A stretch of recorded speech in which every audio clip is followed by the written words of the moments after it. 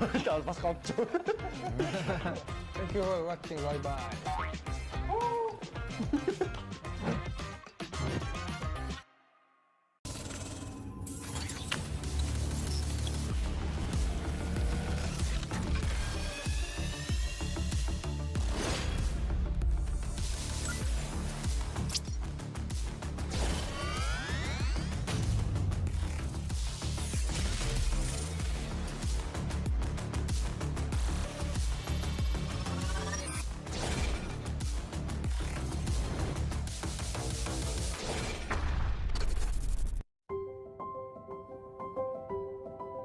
Merhabalar, ben Berke Sayras Çetin. Egnum Kaleye Sports'ta ayrıca konumda oynuyorum.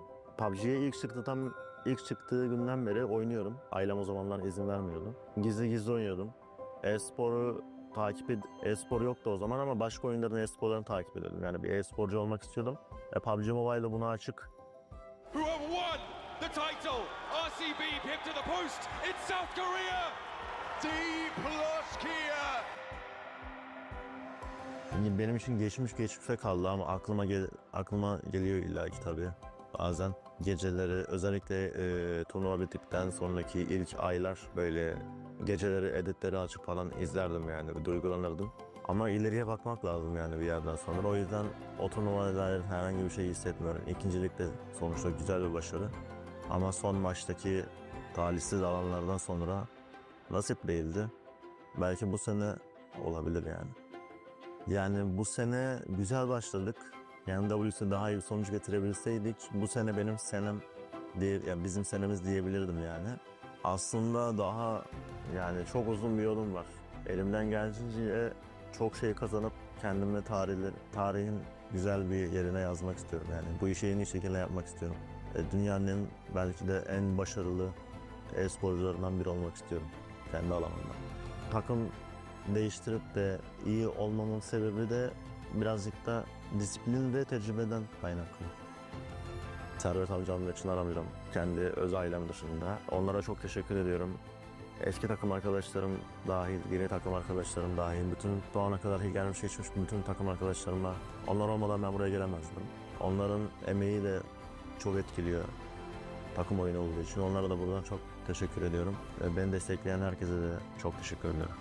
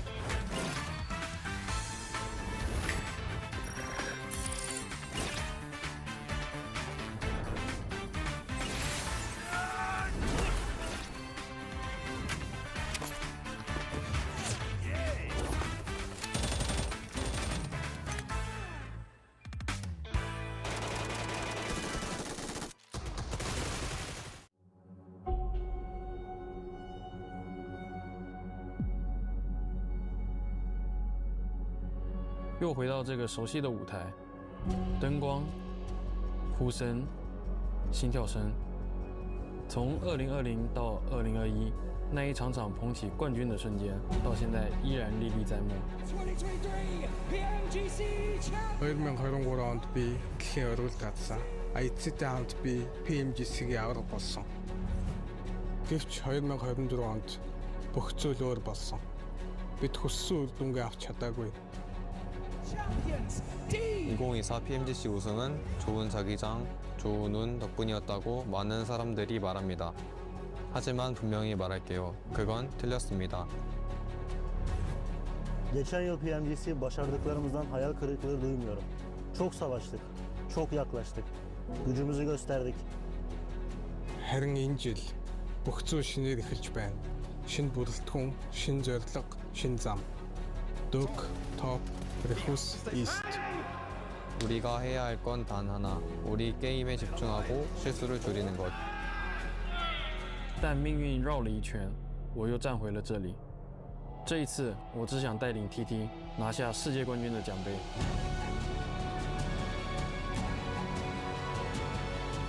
Bu yıl karşıma çıkan her şeyi, herkesi, her meydan okumayı fethetmek için buradayım. En iyilerin en iyisi, tüm zamanların en büyüğü olabileceğimi kanıtlamak için buradayım. Энэ дэлхийн аваргыг авна гэж ам гарахгүй ч бид бэлэн болсон. Дэлхийд дахинд Монголын чадрыг дахин харуулахад бэлэн. 失去的荣耀我会夺回来，属于我的第三冠，我会靠实力赢下。 그리고 이번에는 당신들은 지금까지 본 적 없는 가장 강한 디펜딩 챔피언을 보게 될 것입니다. 우리는 다시 왕자를 노립니다. 우리는 2연속 우승, 백투백 챔피언을 위해 왔습니다.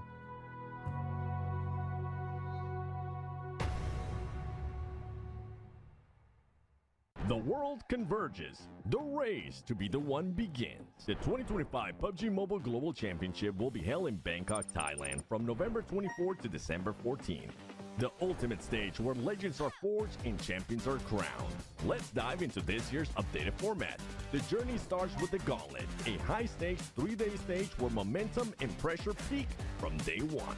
The top 7 advance directly to the grand finals. Teams ranked 8 through 16 head to the group stage. Also new, Rondo replaces Sandhawk in the map rotation, starting each match day. After the Gauntlet, the PMGC continues with Group Green from November 28th to the 30th and Group Red from December 2nd to the 4th.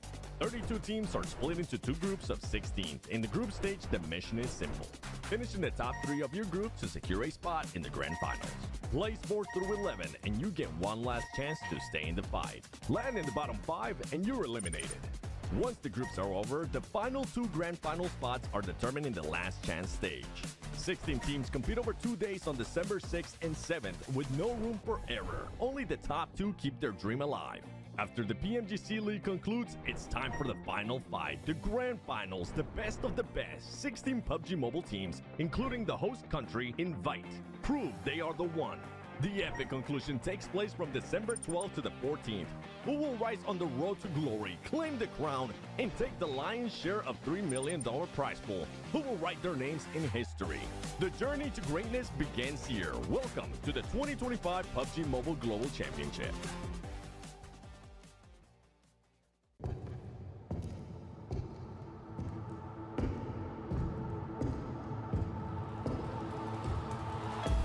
Welcome to the 2025 PUBG Mobile Global Championship, coming to you live from Bangkok, Thailand.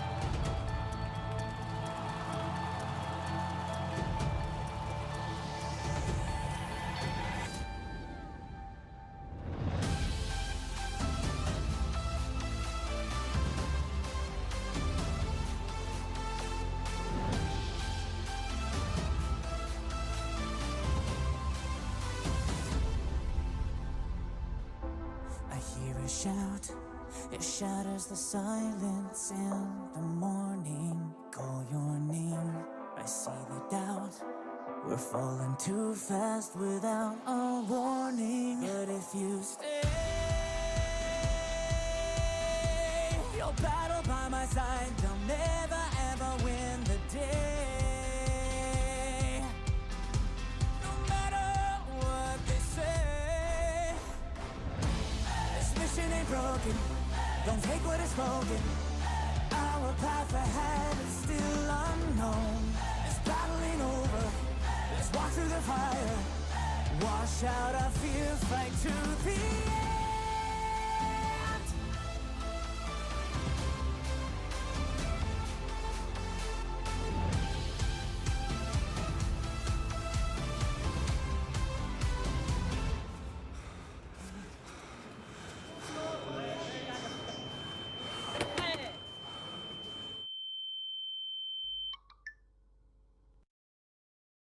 Here we go again. The scars are still fresh, but we will overcome the pain. The lights will never fade. This mission ain't broken, don't take what is spoken. Our path ahead is still unknown. This battle ain't over, let's walk through the fire. Wash out our fear, fight to the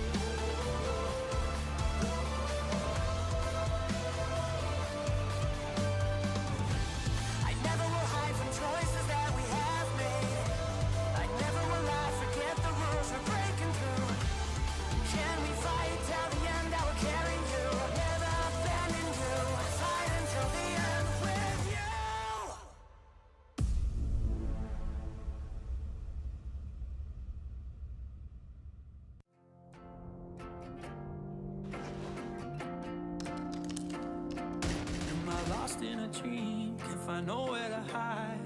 No sign of home, so I just stand up cool. I keep calling, do you hear it all? Let my voice break through the static and meet you in the fire. I'm crawling, I might lose it all, but it's worth the pain if I'm pushing through. 'Cause every time I'm without you, I'm fighting on in the shadows. So tell me, how can I fight you? How can I win if I'm on my own? Say we're gonna reload.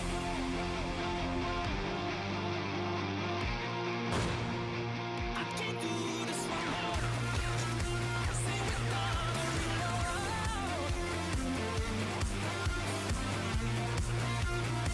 Say we're gonna reload. This the last word.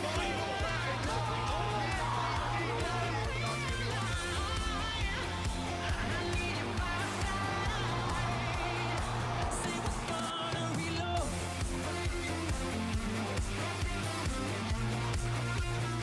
Say we're gonna reload. Start of the year, countless teams from regions across the globe came together with one goal in mind, and that's to etch their name in PUBG Mobile esports history. 40 teams made it here, battling through the Gauntlet, Group Red, Group Green, and the chaos of Last Chance. When the dust finally settled, the field was just narrowed down to 16 teams. And it has all led to this. The 2025 PUBG Mobile Global Championship Grand Finals. 2 grueling days have already passed. And on this final day, one question remains. Who will be the one?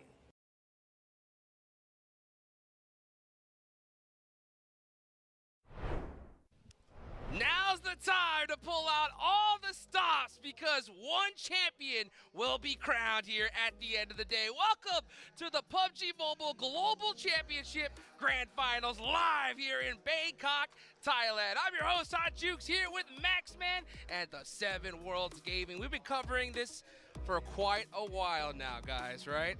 And we got some serious squads that are ready to get a part of the action here today, 7. That's absolutely right. I mean, we have Alpha 7 in the lead. We have squads wanting to hunt them down, and it's going to come down to if anybody can stop Alpha 7 from winning via Smash Roll and delay it, Max. Of course you would open up with Alpha 7. Of You know what? course! It's deserved, but of course they got hot contenders right behind them. Yes. You got DRX, you got the side of APG, maybe can make it happen. You got Alter Ego, so many teams trying to play catch-up. Can they make it happen before the end of the day? Well, you know, you see the schedule? This is it, guys. This is the last day. You know, we've gone through the Gauntlet. We've gone through Group Green, all the different stages here, Seven, you know, and it's so exciting to see just which team is going to be able to pull it out here today. The progression of some of the squads, I think that's the main thing that we have focused on.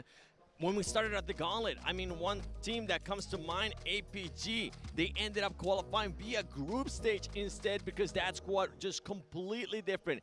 Came into the finals, and I mean, we saw flashes of what we saw in group stages, but not quite like what we saw in group stage. Especially happy with the side of Reefus, right? He was MVP Yes. of day one. He's going to maintain that momentum moving into day three. Maybe a new MVP on the team. Reefus, could he make it happen? Yeah, let's see what happens here, guys. But the most important thing today, in my opinion, is gotta be the Smash Roll, because this tournament can be over in just 2 games today, Max.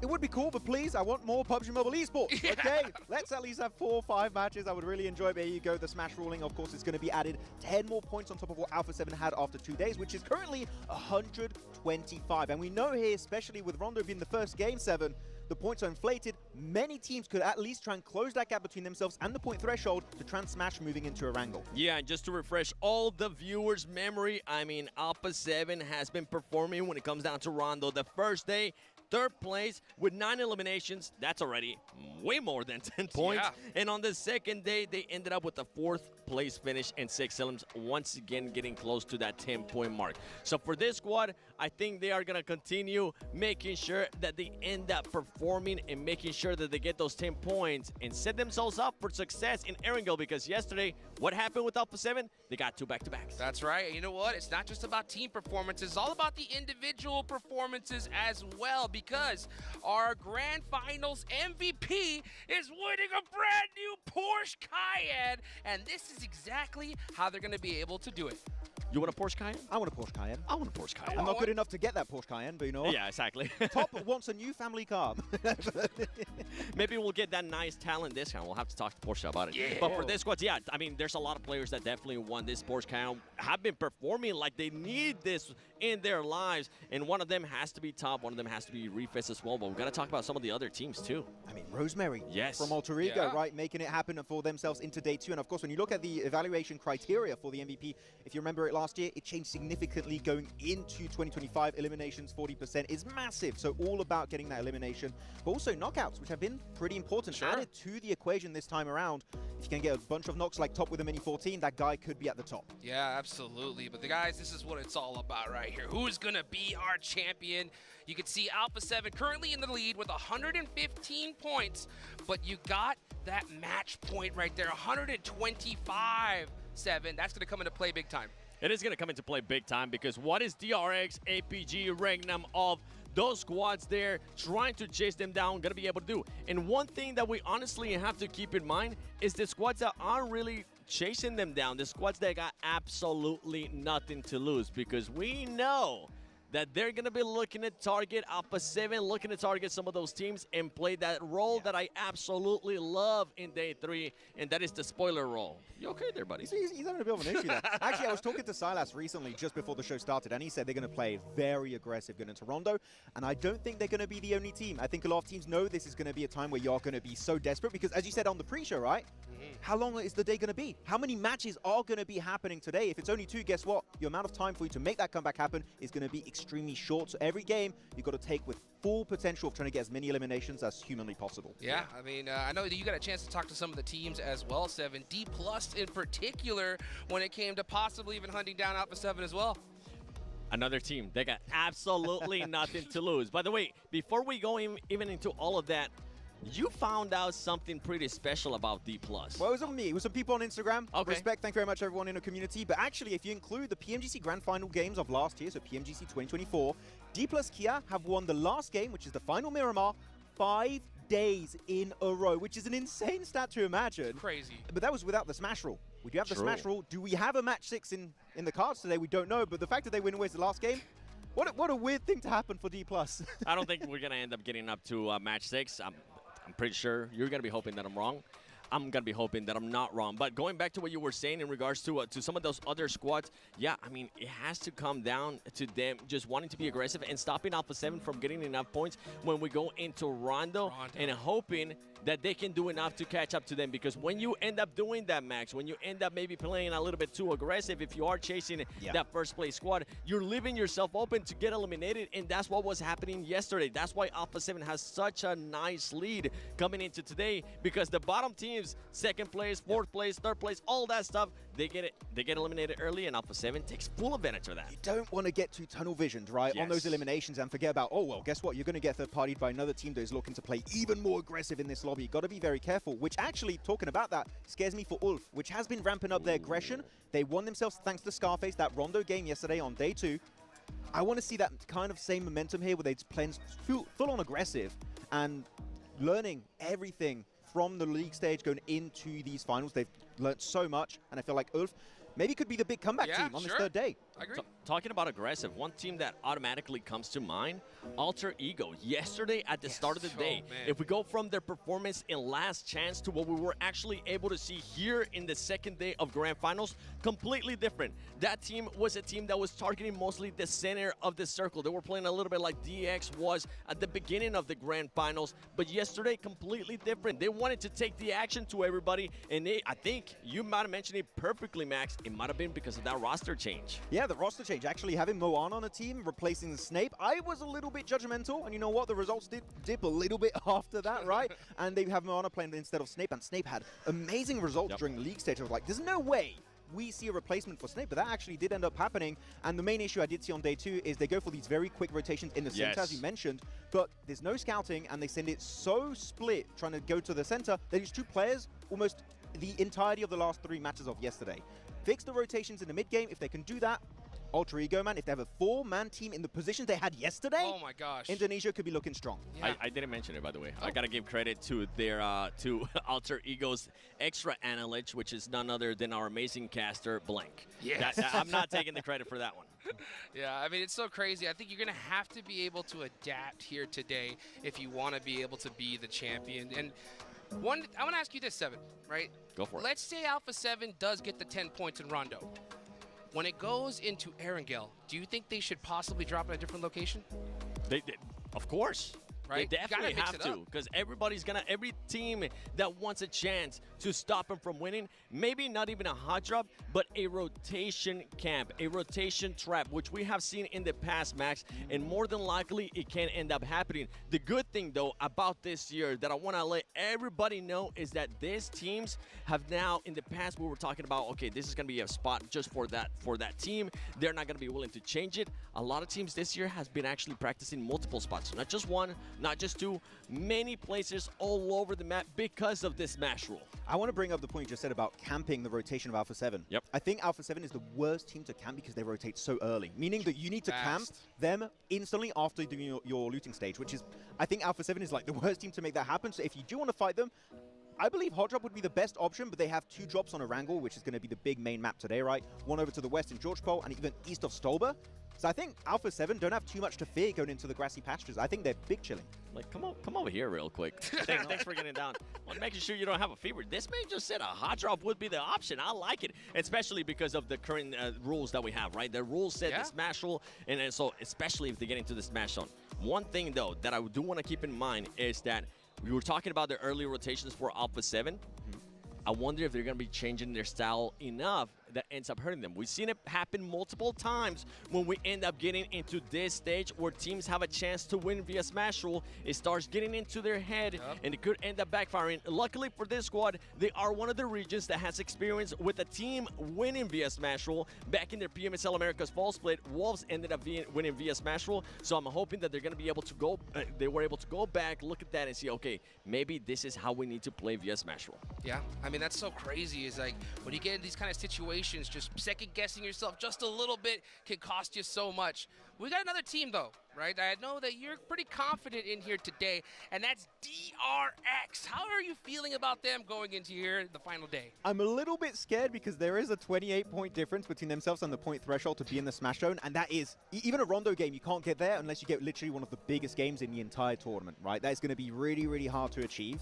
But DRX, I like how QXZZZ, which we talked about being such a good fragger many times, I know you're a big fan of his playstyle 7, I like how during that Erangel win, he didn't go overly aggressive. He set up his player, meaning that he is very adaptable. And for me, the true mark of a potential champion is a team that's not just focused on one role for their players. It's like, okay, I'm in a better position to set up my teammates, get the angles, deny enemy rotations. I'm going to do just that and get low eliminations. The fact that QXZZZ did that on that one game makes me so hopeful that they can go and be the champions this year. For DRX, I want to see a much better performance when it comes down to their fragging ability here in Rondo. Both Rondos that we have seen out of DRX, they only been able to achieve 6 eliminations.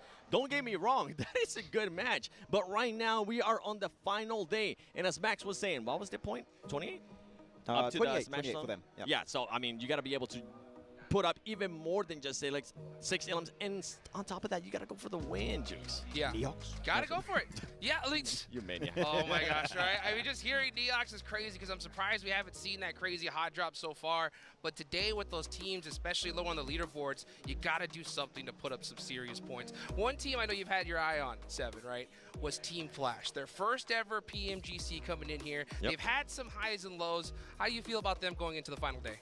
I feel much better, honestly. And day one, I think we saw the mistake over and over again of this team not being able to hold an area or just play defensive when a team decided to just push them and crash them or surprise them, whatever the case might have been. But yesterday, we saw a big turnaround. And given that it was the exact same area when we first noticed that issue, when teams were just saying, okay, we don't care if it's Flash in that compound, we're just going to get close and make sure we push them back. Yesterday, they were spreading out a little bit more. They were using that utility, and the utility use has been great throughout this PMGC Grand Finals, and I'm hoping for Team Flash that continues because more teams are going to be aggressive. It's the final day. A lot of those teams got nothing to lose. I want to pinpoint something you just mentioned, which is the utility usage. Not just for Team Flash was good. Oh, yeah, like the entire lobby.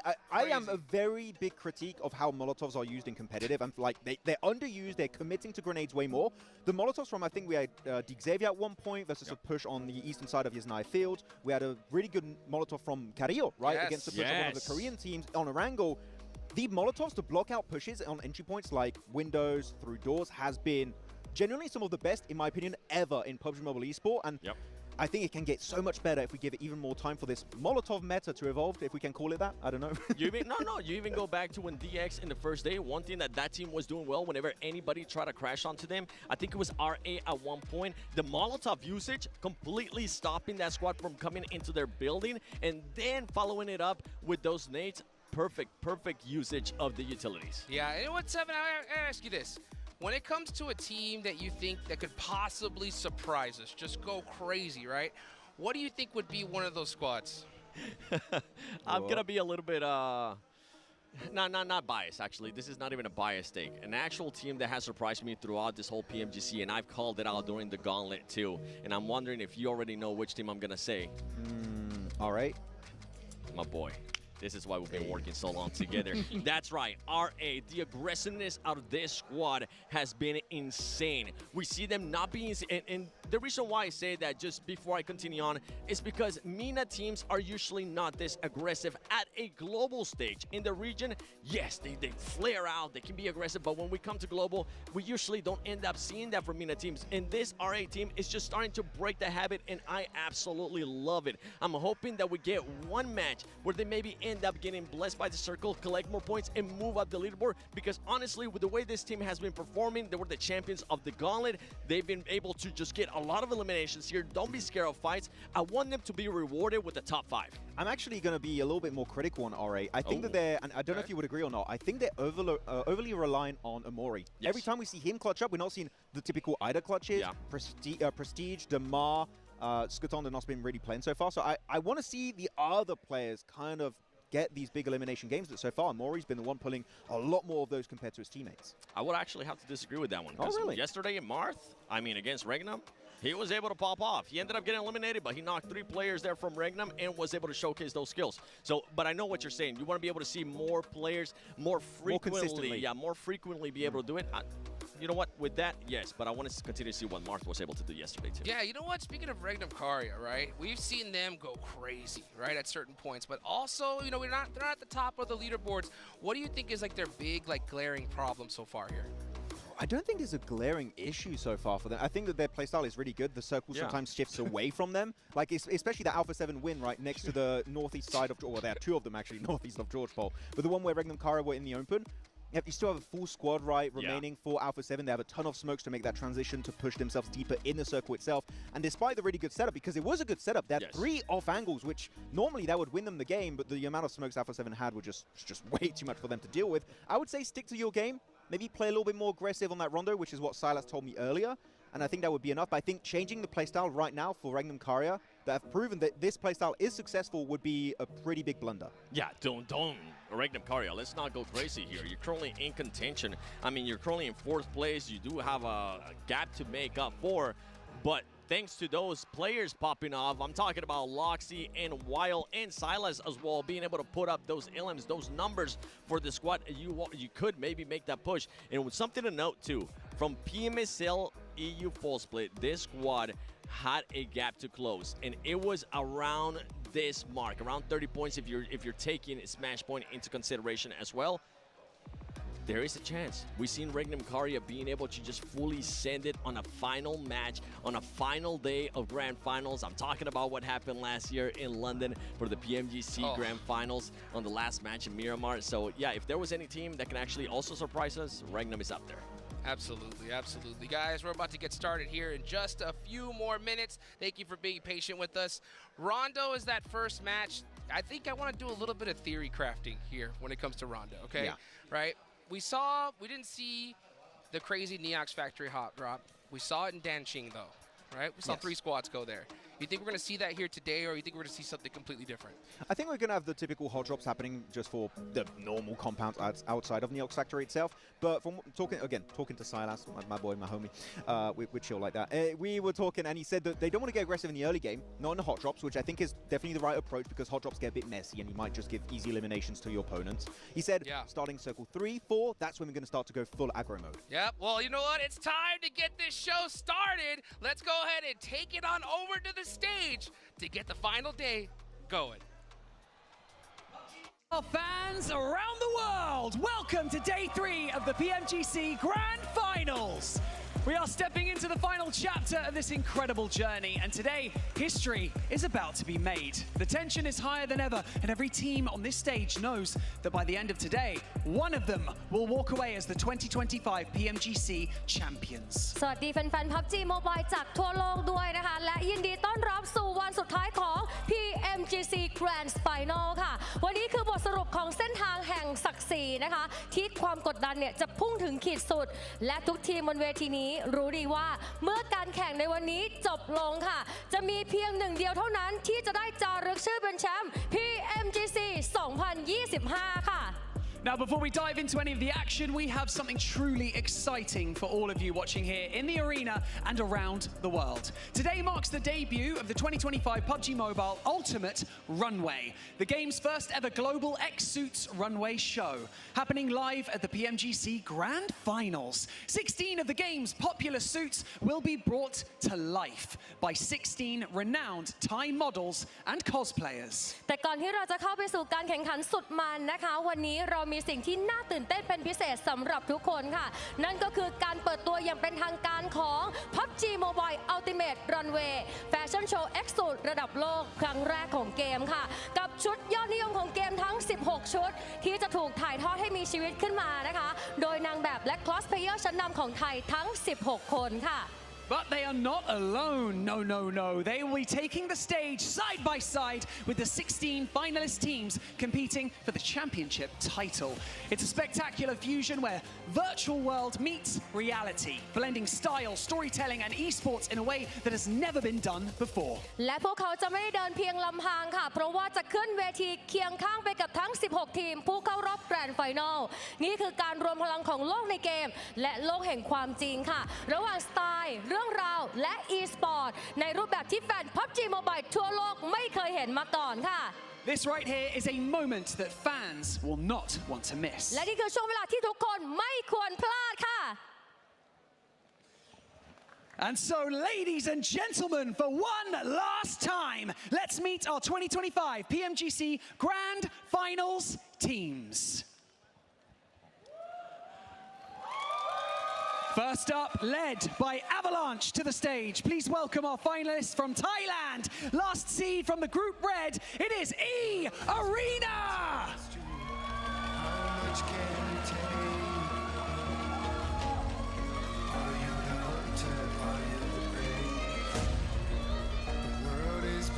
Test you, how much can you take? Are you the hunter? Are you the prey? I'm not gonna fall, I'm not gonna break. Watch me take the pain. Bringing aura to the stage with Anukra, the 2025 PMGC tournament favorites from Mongolia and the group green champions, Alpha Gaming.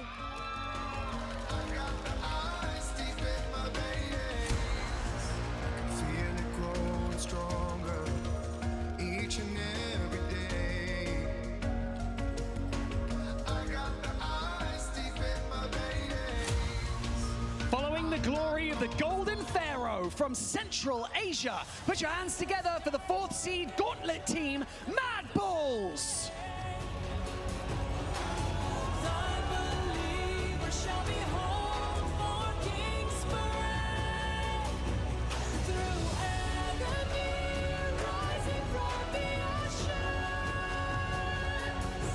Radiating brilliance with iridescent, representing one of the most feared team in Brazil and sitting atop the current Grand Finals leaderboard, Alpha 7 Esports. Trembling loot crate, treasures laid within.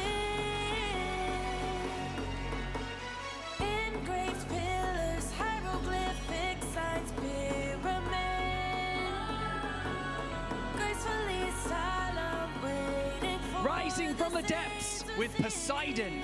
Give it up for the 2 seed from the Gauntlet team. They are from China. It's Thunder Talk Gaming.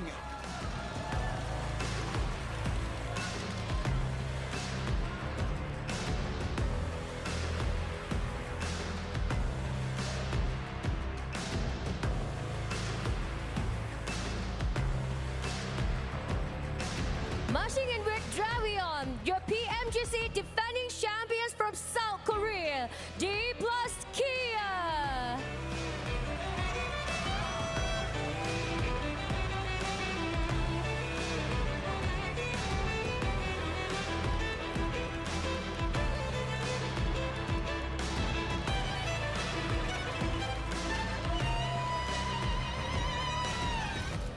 Unleashing the true power with the Blood Raven. Please welcome the champions of Group Red from South Korea, DRX.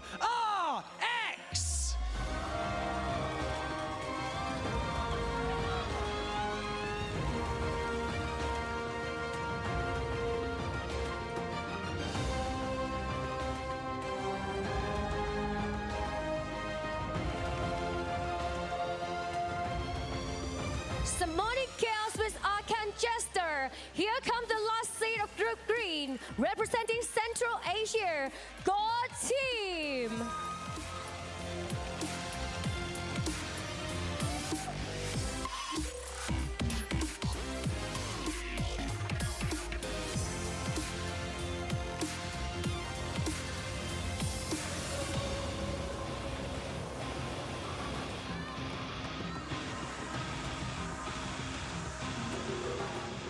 Igniting the stage with Ignis from Turkey. Make some noise for Ulf Esports.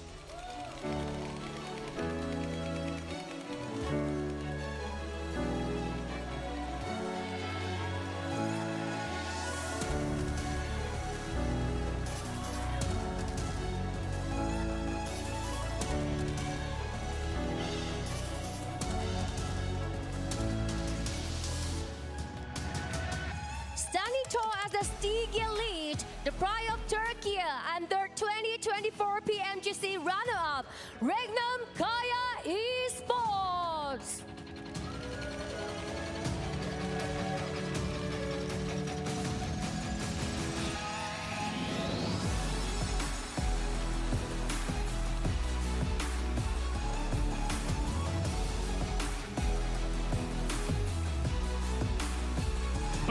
mysteriously with pure. From Turkey, please welcome the challengers and third place in the Gauntlet, Kara Esports. Glowing forest aurora,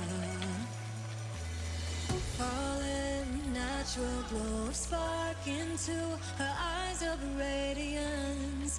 But the glowing forest aurora, crawling demons from the swamp, crave the darkness for eternity. Charging forward with Sylvanas, the rising contender from Vietnam, and above are in the last chance, Team Fletch. She is here to end the endless night. Let the unrelenting spirit stand, igniting the sunlight, valor in the dawn. Forge an armor with emeralds, ember halo clear in the chaos, power up the invincible. Forged in stone with Marmaris from Saudi Arabia. Put your hands together for the #1 seed from the Gauntlet, R8 Esports.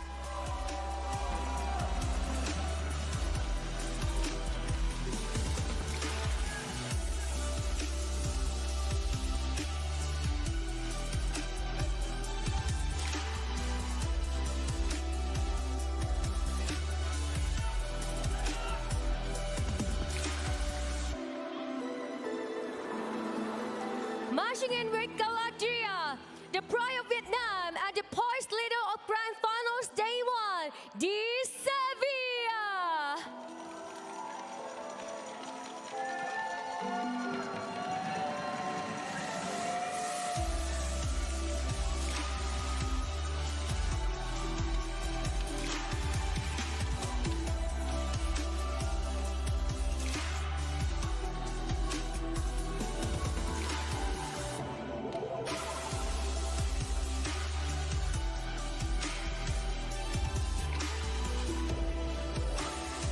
Emerging from the shadows with Cryonics Wraith, please welcome the last seed from the last chance and the last hope for Indonesia, Alter Ego Ares!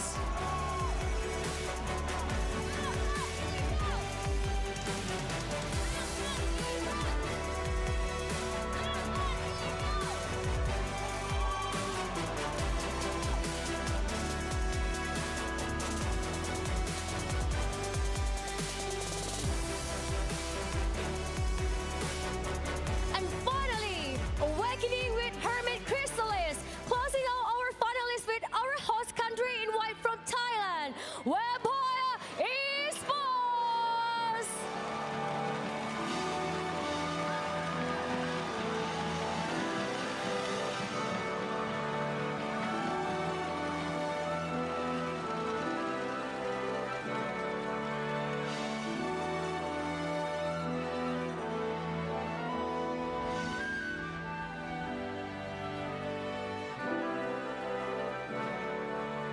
Let's give a big thank you to the cosplayers and the teams for that incredible showcase. They brought the world of PUBG Mobile to life in the most spectacular way. ขอเสียงปรบมือให้กับคอสเพลเยอร์และนักแข่งทุกทีมบนเวทีนี้ด้วยค่ะ ต้องบอกว่าโชว์เมื่อครู่นะคะก็คือการปลุกโลกของ PUBG Mobile ค่ะให้ลุกขึ้นมามีชีวิตจริง เป็นโมเมนต์ที่สะท้อนพลังของ e-sport ได้อย่างสมบูรณ์แบบเลยทีเดียวค่ะ Before we get into the official matches, as most of you know, the first time ever, this year's PMGC introduces the Egg Smashing, a brand new feature reserved exclusively for our champions. This adds a unique twist to the celebration, offering special rewards from Infinix and a memorable moment for the winning team. และก่อนที่จะเข้าสู่ถึงการแข่งขันอย่างเป็นทางการนะคะต้องบอกว่าปีนี้ค่ะ PMGC ได้เปิดตัว Egg Smashing นะคะเป็นครั้งแรกฟีเจอร์พิเศษที่สงวนไว้สำหรับทีมแชมป์เท่านั้นค่ะเป็นการเพิ่มมิติใหม่ให้กับการเฉลิมฉลองพร้อมรางวัลพิเศษจาก Infinix นะคะและช่วงเวลาประวัติศาสตร์สำหรับผู้ชนะค่ะ so let's watch the video together In the grand finals of the 2025 PMGC, 16 teams have fought their way to the ultimate honor. Each of them now stands as one of the world's best, and each is represented with the golden egg marked with their team logo. Inside every egg lies a special reward card provided by Infinix. A GT pad, a GT phone, or GT earphones, an exclusive gift waiting to be claimed. Before the grand finals begins, every team chooses 3 opponents whose eggs they would most like to smash. And now with the world watching, only one team has risen above the rest. One champion, one chance to get the ultimate bonus reward. If the champion wins by the smash roll, they may smash 3 eggs and take all the Infinix rewards hidden within. But if the victory comes by points, they may choose only one. One egg, one moment, one prize. This is the 2025 PMGC Egg Smashing Ceremony. This is the one you're looking for.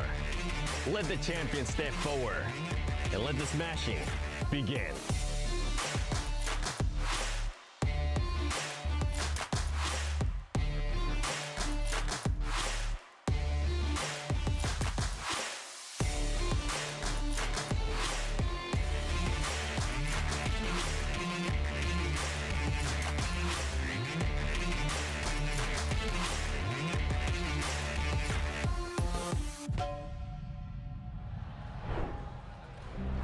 And now, with all 16 finalists on the stage, the last and most crucial matches of the entire championship are just moments away.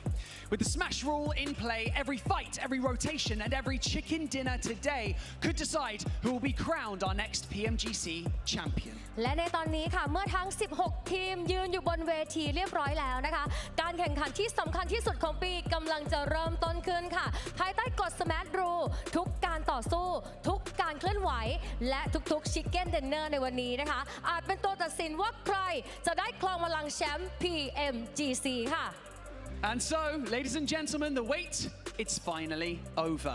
It is time to begin our final day of the 2025 PUBG Mobile Global Championship Grand Finals. So Bangkok, are you ready? It's time for Championship Sunday to begin. ไปชมกันเลยค่ะ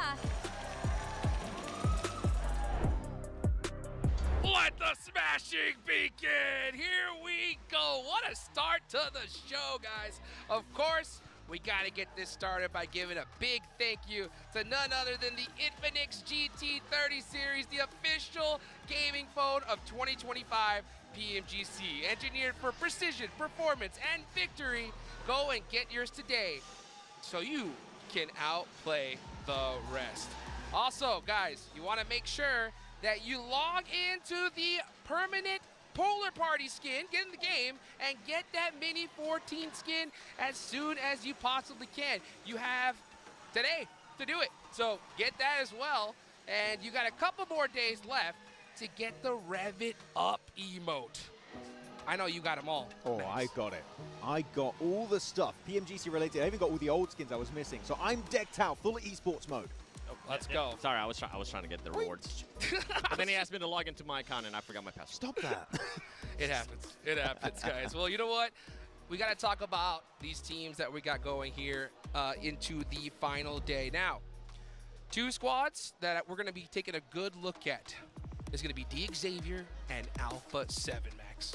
Oh, like this head-to-head is like the best day 1 for Xavier, where they were gifted by the circle, and comparing the second day here for Alpha 7 on the right side, which was an insane day for these guys. Back-to-back chicken dinners on a angle up northeast of George Park area. You couldn't ask for a better setup for them. But the comparison is, despite being gifted circle in some scenarios right here, 7, Alpha 7 capitalize, are aggressive, zoning teams away, get involved in the conversation with these other squads, and here to get 34 eliminations on that day. What a banger performance from the Brazilian team. Yeah, the big question mark for DX is what would happen if you weren't able to get the zones, because the elims on that day were just 21. And I mean, we got an answer, especially yesterday for DX. And for Alpha 7, it would be, can they actually do what DX, but do it better? And boy, did they with more eliminations. And now we're having a head-to-head. Earlier, we were talking about that Porsche. Who's going to be the MVP? These 2 players are just performing lights out. You got Rosemary from Alter Ego and you got Revo from Alpha 7, Max. I mean, you're looking at that survival time of Rosemary. crazy. You pump up those numbers, he's over the 2 average elimination threshold, which is a very big statement to make in a lobby like the PMGC Grand Finals, right? But then, of course, you've got Revo, which is just a trial and tested player throughout every single era of PUBG Mobile Esport, and he's still on top to this day. He's always been shy, so close to being an MVP. This might be the time for him to make it happen. An absolute legend in the making for sure. Already a legend, to be honest. As we take a look here at Alpha Gaming 7, their day 1 performance versus day 2. Yeah, I mean, we're going to be looking at the placements. I feel like that's definitely the biggest one. We know that this team can definitely frag out. You can see it right there on your screen. Day 1, 37 eliminations. Day 2, they were able to get 35. But the placement points, Max, I kept talking about it yesterday. I felt like I sounded like a broken record. They were only able to achieve just 3 placement points. If this team wants to challenge to become the champion, if they want to improve and pass Alpha 7, those placement points need to be there. And they need to be playing, keep playing like how they've been playing, compact and working supportive, with Doc being supportive as well. Actually, it makes sense. They have Zyol, past IHC player. We know what they did, you know, a few years ago back in PMGC. They hated the placement points, only focused on eliminations. He's going to do it once more, but I would agree with 7. Placement points is it's not too bad to have. You definitely want to get as many as you possibly can. Yeah, absolutely. You know, speaking of placement points, you know, Max, D Xavier, right? They got a whole bunch of them in day 1, coming into day 2. They didn't get those circles. Do you think they're going to make some big adjustments coming into the final day? I mean, hopefully. I hope they were looking back at their day 2 performance. Like, we're not gifted circle and we're not making anything happen. It's time to prove us wrong that even when a circle is not going your way, you can get some eliminations. You can get in these fights. Get involved. Try something, D Xavier. It's not impossible. You can make happen today here for Vietnam on day 3. Eliminations, D Xavier. That's all I want to see out of you. Eliminations. We know that you can definitely get in the center of that circle, but we actually went back and looked at the overall leaderboard. That is the squad with the least amount of elims out of almost all the teams except for 14th place, 15th place, and 16th place. Which makes sense. sense. So just to put that into perspective, like we need to see you be able to frag out. Gotta get it done. Gotta get those points the hard way for sure. And we know Alpha Gaming is one that could definitely make it happen, 7. I know that is one of the teams that you predict to end up winning this thing here today. Yeah, I definitely did. And I mean, that's what we were talking about in regards to them earlier just now. This team just needs to make sure they find a way to get those rotations down, early too, because they do end up landing military. Now we're on the final day too. What happened in Last Chance last week? Guess what? J&G ended up just camping inner circle. Those 2 squads are currently not here, and right now we're just looking for first place, and I don't think it's gonna happen. Well, it's time to get this thing started. Let's go ahead and take it on over to our casters, Blank and John Allen, for game number 1. It all comes down to this. Today is where you need to make your mark if you want to take Alpha 7 off that top spot and deny them something they've been on the hunt for so long. Time's now. Let's get things going. Today, not tomorrow, today. Obviously, for Alpha 7, this is a crazy turn-up for them, but we've seen them in this position before. Quite a few times, in fact, over multiple years. Second place, coming into first place on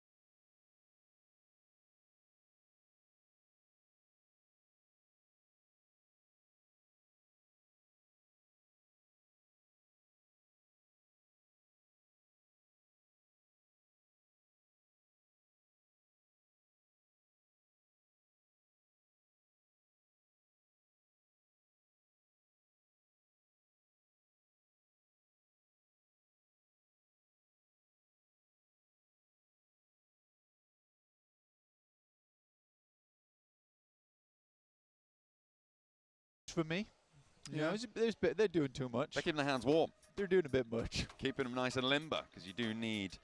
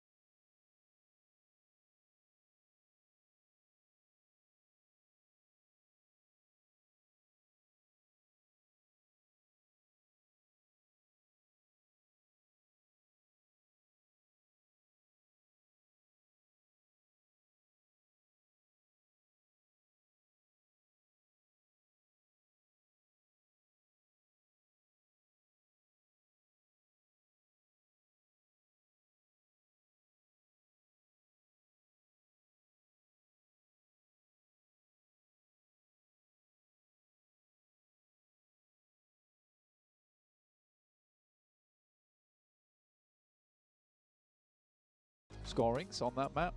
Okay. You got to trust me that I don't think they're great at Rondo. Which in my mind is true. I think Wild was getting the majority of the damage done, but that was because of certain situations arising. But look at this, 40 seconds on our clock now. We are getting into match number 1 here in Bangkok, Thailand, 2025. Who's taking this first game? And is Alpha 7 able to put up those 10 points?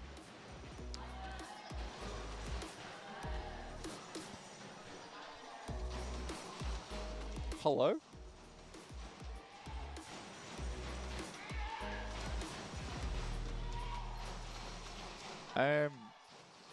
Well, right then. I'm going to keep on going in the meantime. John is predisposed to something. Not entirely sure, but it is Rondo. First match of the day, we're getting into it, stuck right into the main meal right here at PMGC. Playing down from Tin Long Garden up towards northwest Nanshan. Hongshan on the old plane path. DXavier out, and again, the guys on the desk talking about how DXavier could be the one to really get things back up to speed.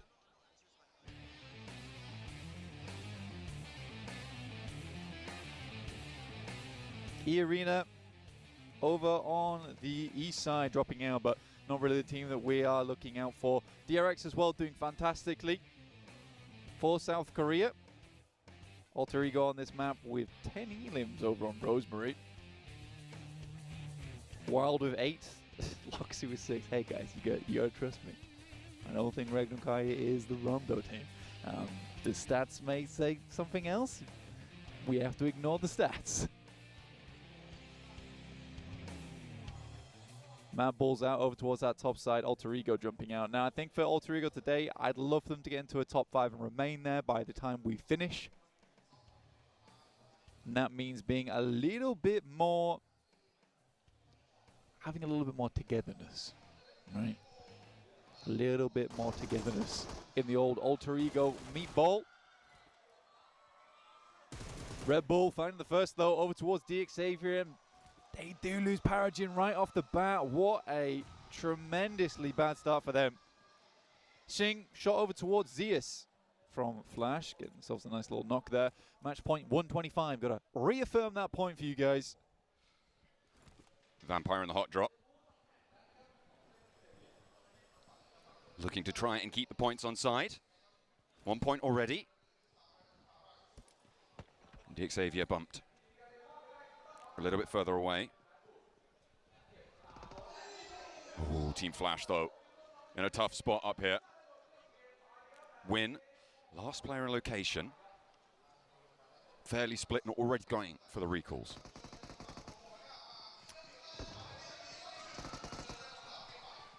Thunder Talk.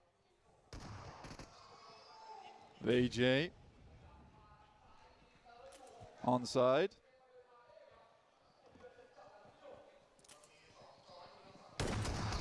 Yes, so much win going down to Sighting as Thunder Talk to put up some more points here on the game.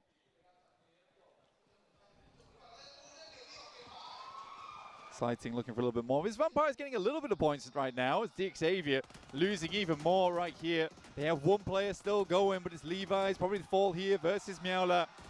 A good shot, and there is some chance from the crowd. Extremely pleased how this one's going down. The arena though, it's a bit on tie action there.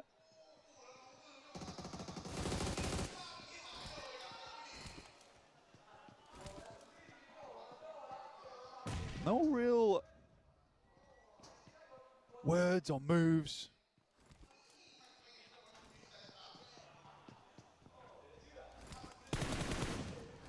Kara looking over towards R8, and R8 taking a tumble there.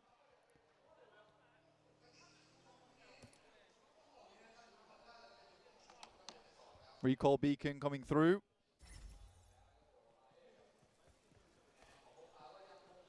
Get straight back into business, though. Not really making too many mistakes, most of our teams.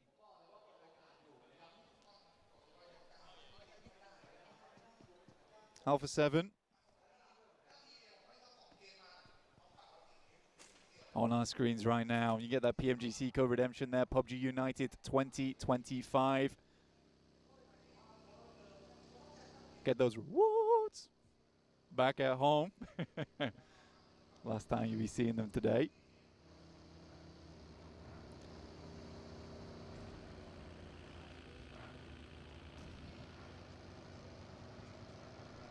And D Plus here again. And I think we can be pretty confident that D Plus is likely not going to grab themselves another chicken dinner here on Rondo. It's outside of them usual behavior, right? Which is the last game that we get into. And I have my boy Hot Jukes. My boy Hot Jukes on the cast right now. Let's go, dude. Hey, stepping in the mix. I am so excited. Hey, we're in this, baby. Let's get it. Rondo action. Oh, man. You know what? This is so exciting to see. I'm shocked. I'm shocked that we're not seeing that crazy, like, Neox Factory hot drop here. So this is what I was saying by myself over here, obviously. You know, just talking to myself, talking to the guys at home. It's been quiet. It's been real quiet so far. And I think most teams are just looking to get those points pumped up a little bit more. Honestly, if you are any team inside this lobby, you're looking to stop Alpha 7 dead in their tracks, though. That's really important. Yeah. So you sort of coming to this agreement early on in the game is like, we kind of don't want to give away points early. Yeah, I mean, if you're every other team, you got to have a serious eye when it comes to A7. If you even hear shots and you notice them in the feed, like, you need to be heading that direction, to be honest. Yeah, because, I mean, even if you're a team that, let's look at GOAT, 9th place, 69 points, all right? They're going to need some serious points here to step themselves up in the prize pool. They don't want this tournament to end any earlier. You know, trying to get first place is going to be tough. But if you could stop them, I think you got it. Let's see what E-Arena could do here as Joker with the run over gets a nice little elimination here off the rip. I think he crunched the car in. Sort of served him up on a plate on the underside of the vehicle. A little bit of the hot plate there, to be honest with you. Sunny side up. It's very much sunny side up. And the arena's still going. Lewis here with nade in hand, looks to pop it over towards Tony K, but we'll pop the pin back in for the time being, but there is shots from across the way too, so a little bit of a side angle. Not sure what Joker thought he was doing there. He did just play right into their hands. Yes, he did. Let's see what Lewis can do here. He's got that nade locked and loaded.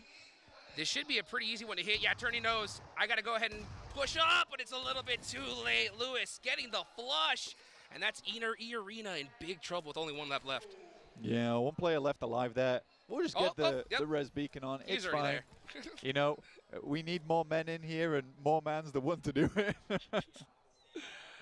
Getting it locked and loaded here. And this is the squad everyone's got their eyes on. Alpha 7 playing it very careful all the way up in the north side. Thunder Talk is mighty close, though. We'll see if they happen to get into some action here in a second. Yeah, I think for Alpha 7, you're trying to play it as safe as possible. Currently, they're right on that north side. And it is worrying them being around Thunder Talk. This team sort of is a little bit topsy-turvy in terms of their gameplay. So at any moment, they could just swing to the side like that shark. The Flint Shark. Yeah. You know, it's always like, those are always the biggest threats to these teams that really got nothing to lose here. The local squad showing out for their hometown. The crowd going crazy. 5 eliminations here off the rip. They got to be feeling pretty good. Absolutely. They got to be feeling real good right now. Oh, yeah. Back in business. Back in business. Back in business. R8. The Saudi team, honestly, I've been very impressed with R8 throughout the entirety of this tournament, throughout the entirety of PMGC, in fact. Very, very good stuff coming through from R8. I can only hope that they continue. I'm very excited to see what this team can put up in future years as well. I mean, there's still a chance to day 4. They're not exactly too far behind. But you're right. The circle shifting over towards the west side and shifting on top of D+ is a bit weird. Yeah. D+ get a win on their first game of the day. They're like, hey, there might not be a last game. Yeah. So we got to do it first. We can't mess around here. You know, it's so crazy. I was talking a little bit on the desk. We got a chance to talk to them, and you could just see the frustration on their faces because I was like, you know, why is it? What makes the last game so different for you guys? And they all just looked at me just stone-faced. They were just like, we don't know. We don't get it. Like, why is it that we win the last match? I don't know, but I'll take it. And you know what? Hopefully we see them make an adjustment. That last game, though, yesterday, it put them in a show. That's for sure, right? They're at 62 points right now. If they win this rondo, we've seen them put up a 30-point game in the past. They just got the circle here. Who knows? Who knows what's going to happen? Who knows? Who knows? We'll know in 10 minutes or so. That's a fact. That's all fact. But yeah, I think for D+, people were very, very surprised with that performance yesterday. 18 elims was pretty monumental for that squad. Reckon Kai here spotting a team sidling on pass. I mean, Flash getting a little bit close for comfort. They are quite literally brawling in the vehicles. And Flash just does not give a damn. Yeah, out of there. Out of there. Man, it's so interesting. Honestly, I'm sensing nerves. I'm sensing some tension in the air here on the final day. Yeah. Yeah. It's very obvious here in Rondo. I think even on that Miramar we had Impala, yeah, really not a lot happens on Impala usually anyway. Yeah. When you get a circle like that. But there was even less happening here at PMGC. Teams are like, hey, we're going to sit still. We're not going to make too many mistakes. Vampire, though, on the other hand, you're right. Nothing to lose here. This team has everything to gain. And they are being the one team, I think, that's starting the most fights in the lobby. Yeah. And it happens to be against DRX, right? DRX are already down one player. They're in second place right now. They cannot afford to lose this. And Hyunbin gets a huge nade.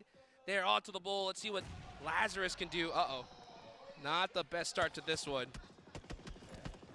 DRX. Yeah. Yeah, closing the vice grips. Oh, and getting those Lovely. elimination points. Yeah, that wasn't the best start.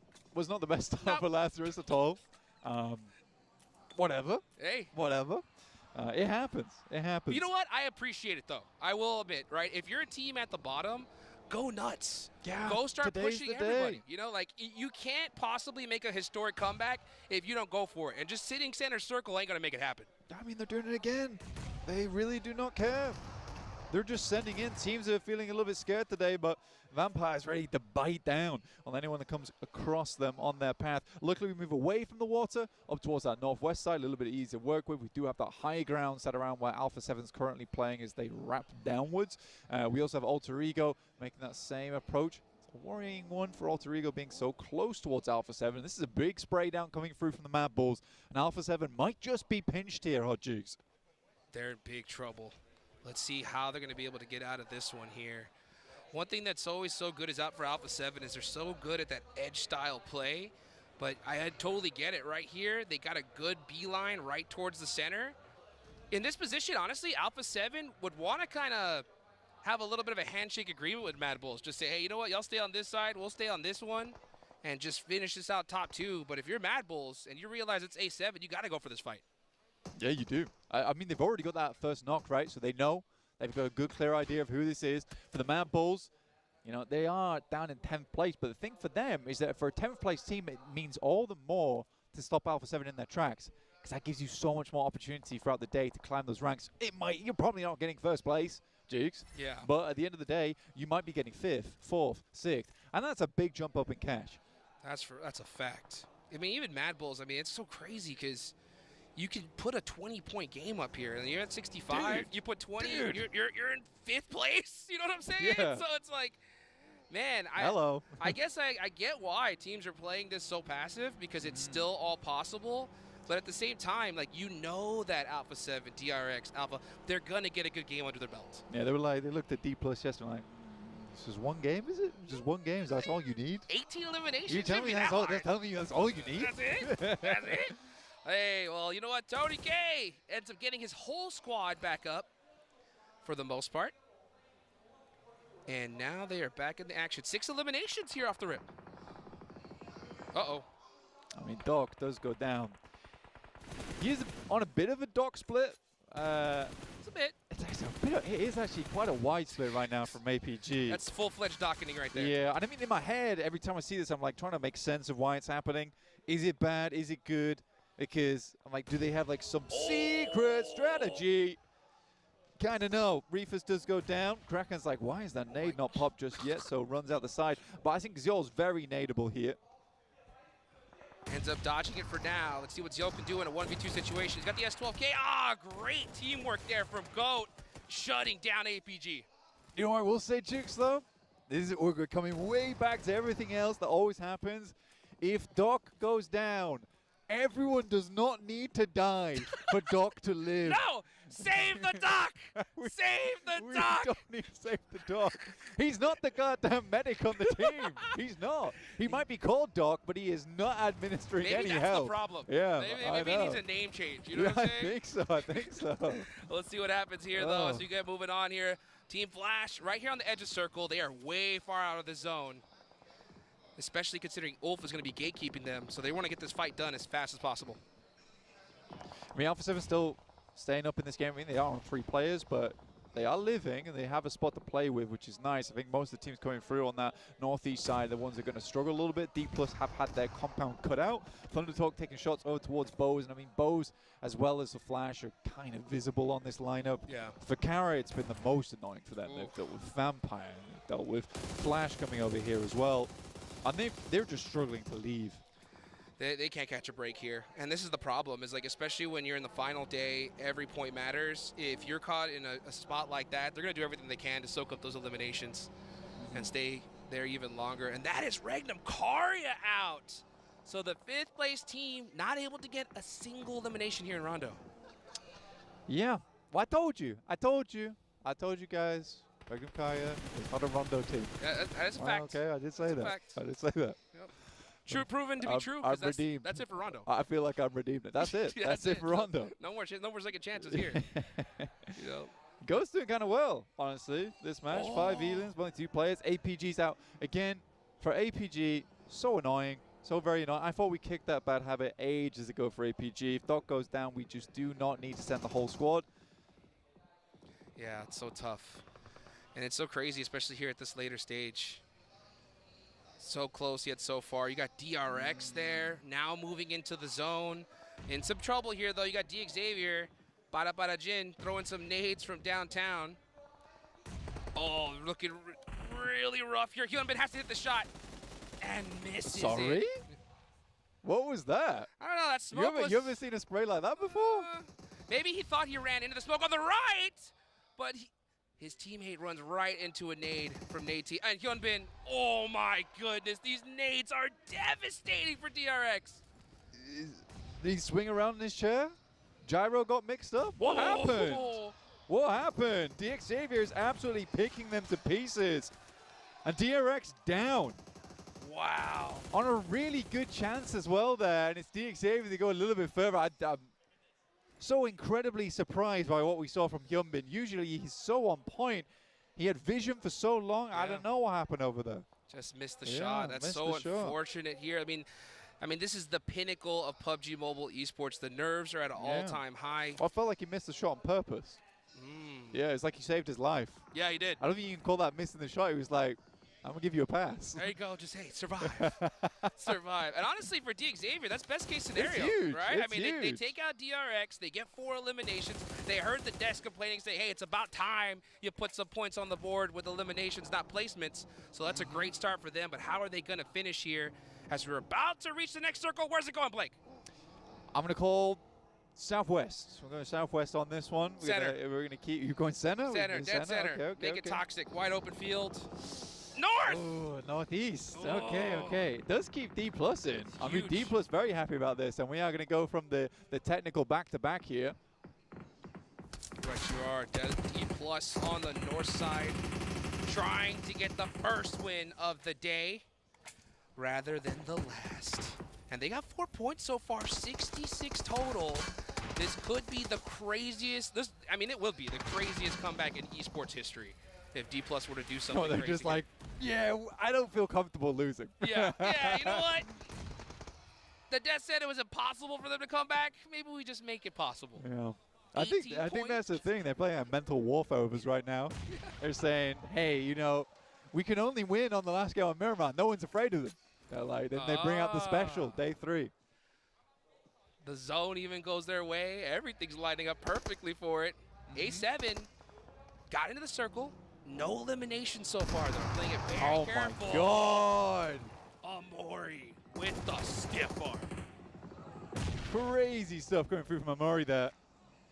I mean, the way he just stepped out as well, that's confidence. Dude. That's confidence. He's one of those players. He's just one of those clutch factor players that's gonna make that big play. Let's see if he can do it again though. Sitting. Uh-oh. Oh my gosh, he does! The heat-seeking missile from Amori keeps his team alive a little longer. Now Sitting is out with Barajin coming in for the third party.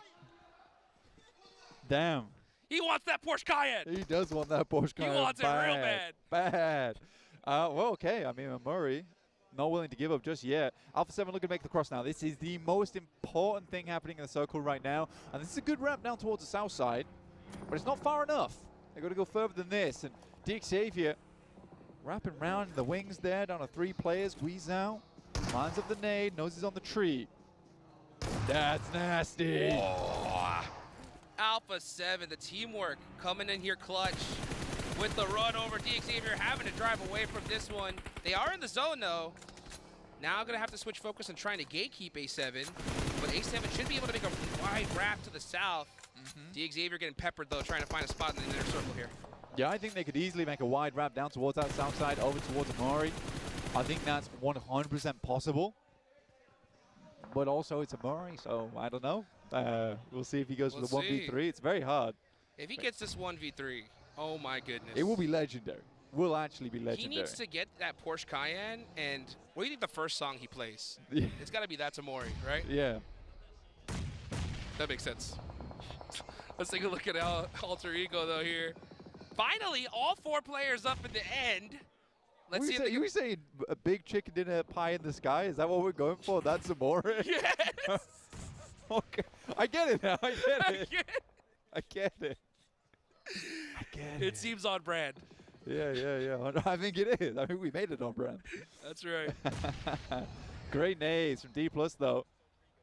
Ulrigo pretty tightly knit at the moment. That's a lovely circle again for D+, but they got to win this fight. And the fact that Ulrigo was able to get here is pretty nuts to me. Finally though, finally all 4 up. Can they hold on though? D+, look at that, you got Chips way far in that back line there. Holding off the angles. When he's gonna try to get that rotation to his team, I'm not sure if he has a vehicle there. Mad Bull's just trying to steal some eliminations on the edge. But this is the big battle right here from center position. Yeah, just taking nades back and forth. Rosemary not down yet. Alva's gonna need to start looking to get that res soon. Drops into the tiny ditch. It's a nice airburst. It's an insane airburst. I'm surprised Alva doesn't go down to that as well. That man is half an HP at this point. He is. Does got that 0.5. Yeah. And we don't round up. No, we do not. Krypton looking to round out his MVP performance here. This is such a tough spot to hit nades. He's got the airbursts have to be perfect, and Noble is really doing a great job. Alva down again, now knocked, and here comes the push from D+. Yeah, they're not messing. I think it's kind of a crazy push though, knowing that Mad Bull sort of have that sidelines over towards this. Amuri somehow runs himself over. He's like doing a wink, wink, nod, nod over towards the Porsche at the moment, but it's Alter Ego to go down, and D+. Uh-oh. They'll lose a player, but they maintain control over the center. And they take a knock there. 8 elims though, this is a pretty good start. This is a really good start. The big thing though I'm looking at though is Alpha 7. They're still alive. Remember guys, the smash rule. The smash rule comes into effect. If they win this game, that's 10 placement points. They are officially in that smash zone. Yeah, I mean, Amuri eliminated himself. So they didn't even have to worry about wrapping down towards that south side. It's fine. He didn't want Alpha 7 to get the point. That's true. That's what he sensed. Alpha 7 nearby. It was like, oh, we cannot let this happen. I'm out of here. I can feel that spiritual presence. That's right. The pressure. The spiritual pressure. Alpha 7's reaction is pretty high right now. It is true. It is true. Oh boy. The calm before the storm here. Stage 6. Everyone's just waiting for this next zone. This is that planning phase. Right now, all the IGLs telling their teammates, hey, zone goes this way. We're going that way. Zone goes on us. Shoot at everything that moves. I mean, for Mad Bulls getting themselves up towards that point on the side, or at least having an anchor there with Lemon is big. Guizhou goes down, and he is absolutely unresable. But it's second place for elims. That's the 10 points. That's their That's match true. point, right? Yep. Do you know what? For them, they don't even care about this chicken dinner right now. They just care about hitting 10 points. That's the goal. That's the goal. If they can do it here in match 1, they have 5 more matches where all they got to do is the same thing. Even if it's a 0 elimination chicken dinner, they're champs instantly. Yeah. And hey, I mean, America is one of the few regions where we actually did see Smash happen. Sure. So that's a big experience that they have amongst everybody else. They saw how the Wolves were able to get it done. Like, they just play passive? Survive? Like cowards? Yeah, look, we can do that. I'll do that for some free, a bit of the free dude, meal. I'll wipe my cowardly tears with $100 bills. Yeah, you know what so I'm saying? Right, so right. Absolutely right, all day long. Revel, he's looking for that MVP. I remember the last time I talked to him at the World Cup when they won. And I was like, what's the first thing you're going to buy? And he said, a brand new car. So he might just... Might not need it. You might get a free one here. Yeah. No matter, brother. Every time I've talked to Revo, super nice guy. The best, Super nice dude. guy. It does The remind me that the other players I'm trying to talk to don't speak English, but he'll talk to me in English as much as he can. And I'm like, thanks, bro. I appreciate that. Let's go. Yeah. Let's go. Spread the good word. Let's see what happens, though, here with Team Plus. 9 eliminations. The big threat again is A7. They're outside of the circle. They're on the south side here. We'll have to see what kind of utility they have to be able to get in this next zone. But honestly, if they just wait a little longer, there could be a fight that rings out and they get third party. A lot of emergency flares going down right now. They're in the open. Are in full effect. With some good usage of the nades here to create small craters for Alpha 7 to get up, but time is running out. Absolutely, time is running out. But they just want to get up towards this tree, right? Once they start getting towards these trees, life becomes a little bit easier. Kind of curious on the smoke situation on that team, though, because they do need those relatively soon. Carrillo goes down. I think prospects for Revo aren't looking too good right now. This is tough. Yeah, once they realize it's A7, the whole lobby's not going to stare here. Yeah, Revel running, gets into the dip, survives a little bit longer, but I don't see any other team even looking in any other direction. They're like, Alpha 7's there, we got to stop them. Come on. I mean, yeah, no smokes, no nothing. She's going to have to do it whatever he can. Straight back down. Oh, my God. Zone, it's coming. He's got nowhere to go either, I don't think. He's going to be right on the outside. He just needs other teams to fight one another. That means being in this next circle. It's not going to happen. I'm telling you. He's going to have to make the run of a lifetime. Every player, every player is staring just like, no, you must go out, and then we'll figure out everything afterwards. Yeah, 4th place, I don't think that's going to be enough. It depends how many Elims Alpha 7 were able to get this game, but we'll tally all that all up over on the desk when you head back over there. Yeah. Make a little shimmy, a little shuffle on over there real quick. C+ though, top 3. That's big. They already got a good amount of eliminations too. Let's see what they can do against the Mad Bulls though. Mad Bulls definitely have the advantage here when it comes to high ground, but this is out of sight of the circle. Oh, there you go. D+ are out just like that. It's Mad Bulls versus Ulf. Ulf with a lot more to lose here. I think Ulf so far, they won yesterday's rondo, right? Yeah. Yeah, so they're looking to make that number 2 today. And Ulf, the util looks pretty nice. I think both teams like kind of are starved out a little bit. They've got enough grenades to work with. I think with that circle moving over towards the east side though, it's feeling like the Wolves going to be eating good again at the start of the day. It's possible. The thing is that they have the positioning, they got the cover. The problem is they're so separated. If one gets knocked, there's just no res coming out, especially for Solus there on that off angle. So Solus just needs to play this very quietly, wait for the zone to push Mad Bulls, and just not get knocked. That's the big key for Solus here. He's got good coverage here with his dip. Really does. Pusher's making a hell of a move out to the side. Catch catches it. He's not letting that happen. Not one bit. For Mad Bulls, that drops us down to a 3 versus 3, which is infinitely easier to handle. That is a long lob on the net. Oh my goodness me. What a barker. You can see his player cam. He smiled after that one, hitting a nice little headshot. Oh, almost runs right into the nade though. Catch on the drive up, gets the headshot, and now it's just Tulika all by himself. Tulika on the sidelines. Catch this. As Catch will find himself an unreal finish. Some insane bravado towards the end there. Coming through from Ulf. They didn't want to play that one out slow. They just wanted to go. and they find an incredible win over at the start of the day. That's going to push them up by quite a bit, guys, as well. I think we got to take into consideration a little bit of that. For Alpha 7, I don't think they got enough points there to make sure that they got over towards match point, but who knows? I was kind of focusing on a lot of other things happening in that lobby. We had D+, get a few points on board. They're pushing things up. Mad Bull's not able to make that push. I feel like Mad Bull's had some decent rotations during the majority of that. Unfortunately, it does just all go to pot in the end with kind of an aggressive push from, I mean, no less than Pusher on their squad. But yeah, I think that did look infinitely better for Mad Bulls than recently. Let's take a look at what the desk has to say about that last match.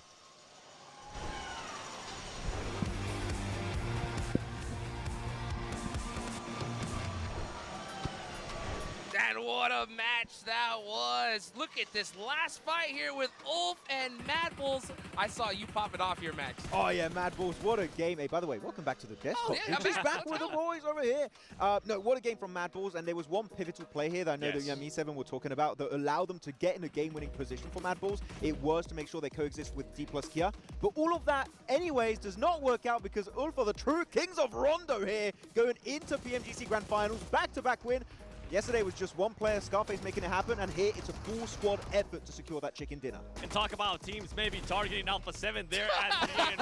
Boy, in that top 4, it looked more like a 3 versus 1. Everybody was just keeping their eyes on Revo and what they were going to be able to do for Alpha 7. A completely different pace of game style here as we're looking at the stats from Ulf. Congratulations, Ulf. That's back-to-back now with even more eliminations this round, actually being able to double the amount of eliminations that they got in the last one. But going back to what I wanted to say with Alpha 7, we didn't get a hot drop between them and Team Flash in Hey My Town. Team Flash actually decided to back off, which gave Alpha 7 even more time to play it slow. And we saw them playing slow, trying to find their way into the circle, Max. I actually think it's a really good game plan for Flash to not hot drop it because, yeah, you lose 3, maybe full squad if you go for a full commit hot drop. Yep. You're giving half the points pretty much that Alpha 7 need to get in the Smash Zone. So very happy for them to give that one up. Though, some other hot drops were happening all over the place. We had here, for example, Kara versus R8.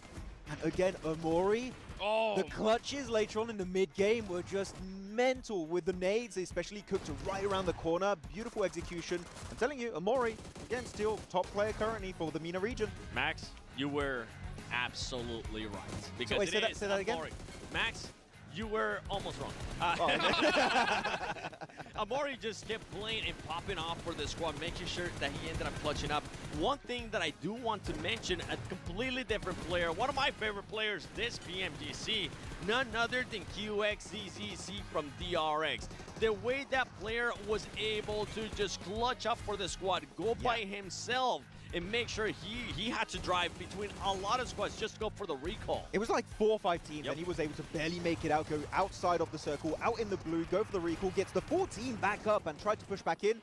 And then Xavier, the one time, they're like, how about we start playing aggressive? They go after DRX. The nades in that dip were just so easy to pull off. Not saying that it was not a bad play from Xavier. They was definitely well executed and aggressive at the right time to try and clear some space on the edge. But DRX, if you're on a bad dip like that, maybe it's just best to leave the dip, go on the offensive against Xavier so you don't just get naded into oblivion. Yeah, let's take a look here at the match ranking. 24 points, Mad Bulls with 14, D+. Hey, starting off the day here with a nice 14 bomb 7. One thing that I'm seeing here, those teams at the top, they're not in this first page of the match ranking. So that means that Alpha 7 was not able to do enough to get in that Smash Zone.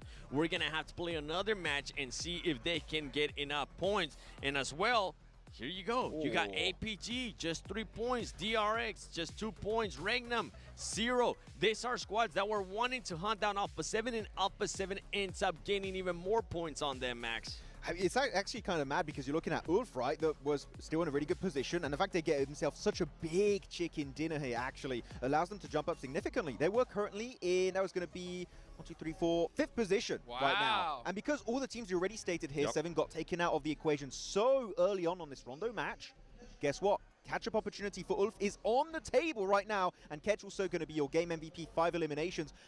To be completely honest, I was very critical about Five Flux. They kind of fell off 2 years ago. The resurgence, it's happening. Solus, we're seeing the guys, Ketch popping off. It feels like good old 2023 PUBG Mobile Esports here in Turkey. You could have had a better start, honestly, if you're Ulf in this situation. You had so many top squads go out. Yeah, Alpha 7. Oh my goodness! Second place! 7! A squad that was able to start the day in 5th place jumps up all the way to 2nd place. Alpha 7 just 5 points away from the match point. And look at the chicken dinners. Ulf, if for some reason we don't end up going via the smash rule, right now Ulf is able to edge out Alpha 7 in regards to chicken dinners, Max. Oh, that could be so impactful, though. Regnum Karya slipping down 5th position, taking the position of their old Turkish teammates here of Ulf. Quite unfortunate for them. And as I said earlier, right, Silas told me they wanted to play a bit more aggressive. Well, it didn't work out. Unfortunately for them. They tried to go for Hail Mary send in the center of the circle. In an open position like that, you need setup to maybe create some dips with grenades, C4, maybe put down some cover flares. In this case, it didn't work out, and the team got squad wiped in the matter of like 10 to 15 seconds. It was instant. Yeah, I mean, the crazy part, too, looking at those leaderboards, 7, is you look at D+. They move themselves up more.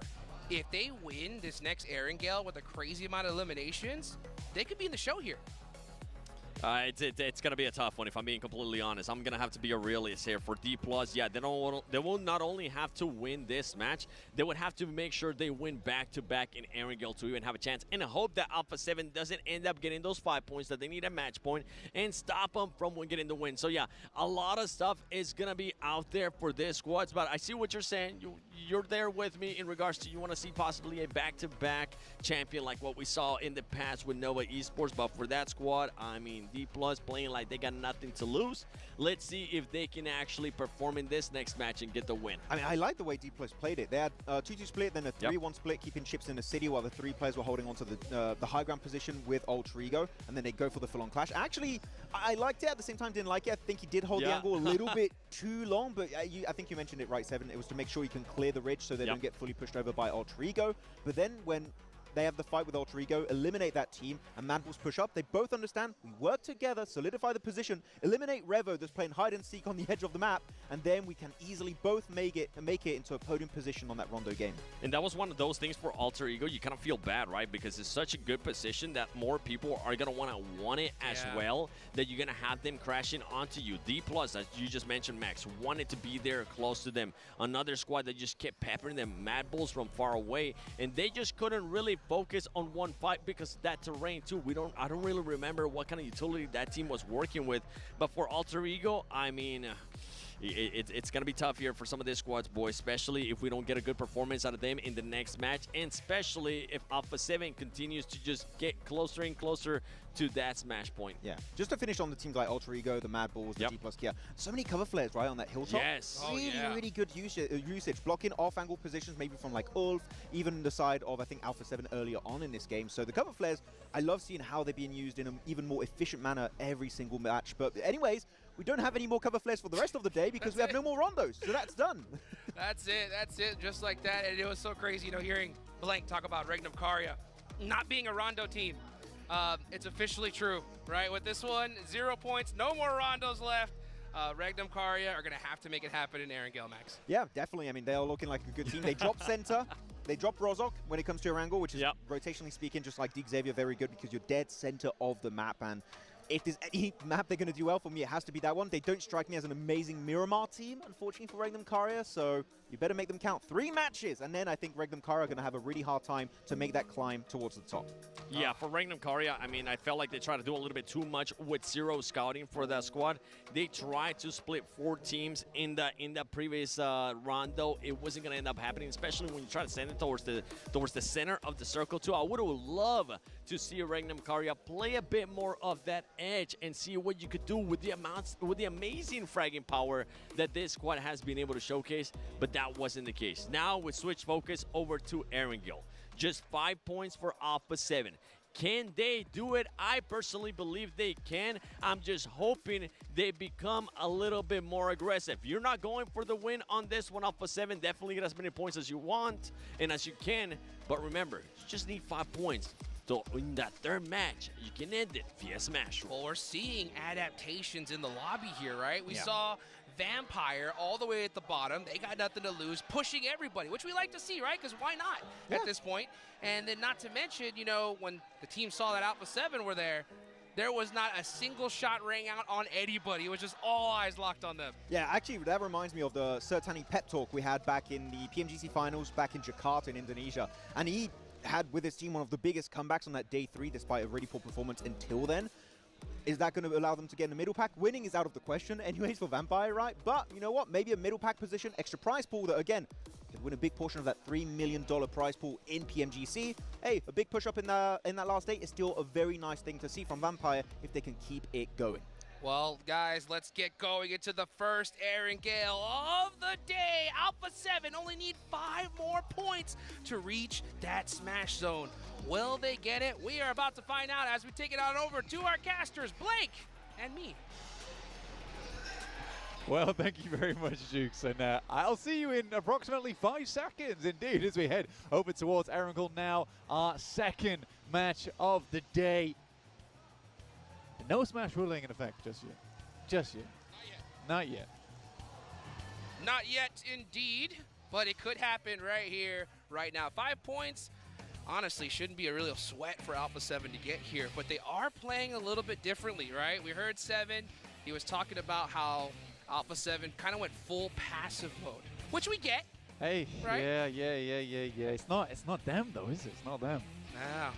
And that's the thing is that when you adapt your playstyle here at such a big stage, man, you can get in your head so easily, second guess yourself on pushes, and that little hesitation at this high level, I mean, that could make or break you. For Alpha 7, I mean, they're a team that loves to just play their own game, right? They want to take that position in the circle. They're going to go for it. I don't think they really suit that passive play style. I think once you hit that, I think you just got to play, get out of your head right now. Yeah. Once you're on that match point, sure, you got time. You do absolutely have a little bit of time to work with. We're going down from the southwest over towards the northeast. Yaz is in play. We're going to straight back down towards the southwest on this one. So it's going to be a little bit of a late drop for teams over on that northeast side and a late rotate down. But for squads getting out early like Vampire, oh god, it's Vampire who's out early, isn't it? Okay, so they're going to get looted and start getting shooting over towards some of our other squads. That's rough. It's rough at best. See Alpha 7, you know, not going to their North George drop. It was a little bit too far from the plane path, so they go on that east side. You can see them looking to possibly even wrap into Yasnaya here, try to get some loot, and then head on into this next circle. DRX, dead center in the zone. D Xavier as well. One thing that's so crazy to me though, playing. Oh wait, prison. I don't get this. Prison. Yeah, I'm also confused. And it had to be Rosemary, right? It had to be Rosemary. Always. Oh, Rosemary always getting caught in crazy situations. Man, Alter Ego is that one team that I look at, and it's so hard for me to get a good grasp on them because they have these crazy pop-off performances from single players, great opportunities, but then you just see these weird tiny mistakes that just make them fall apart. It's funny because, you know, we've been talking about this on the cast quite a bit, where for Alter Ego, they're a team that is fantastic, so much potential, but like you say, they're clumsy. They're kind of like, they're a bit of a Velma. That's kind of a good way to put it. You know, they're, it's like they're a bit of a Velma team. You know, it's like somebody lost their glasses, or there's some kind of communication issue, or something that's causing it. I've tripped. Yeah, I've tripped. I fell, or like, oh hey, oh wait, I fell in Alpha 7. Was that? Oh my gosh, the turn. Oh, he has no. He has a pistol. Rebel with a pistol. Can he do it? No he way. Can't. And that's Alpha 7 down 2 off the rip. There's no way you whip out the Mini 14. The swap. Yo, it makes no sense. Max looks so surprised. You got the Uzi in your hand. That's not the close range weapon, dude. The Mini 14 is not the close range weapon. It's literally doing tricks. I'll tell you one thing. right? Alpha 7 may have the fact that they have Alpha in their name, right? But with those players down, they ain't saving them.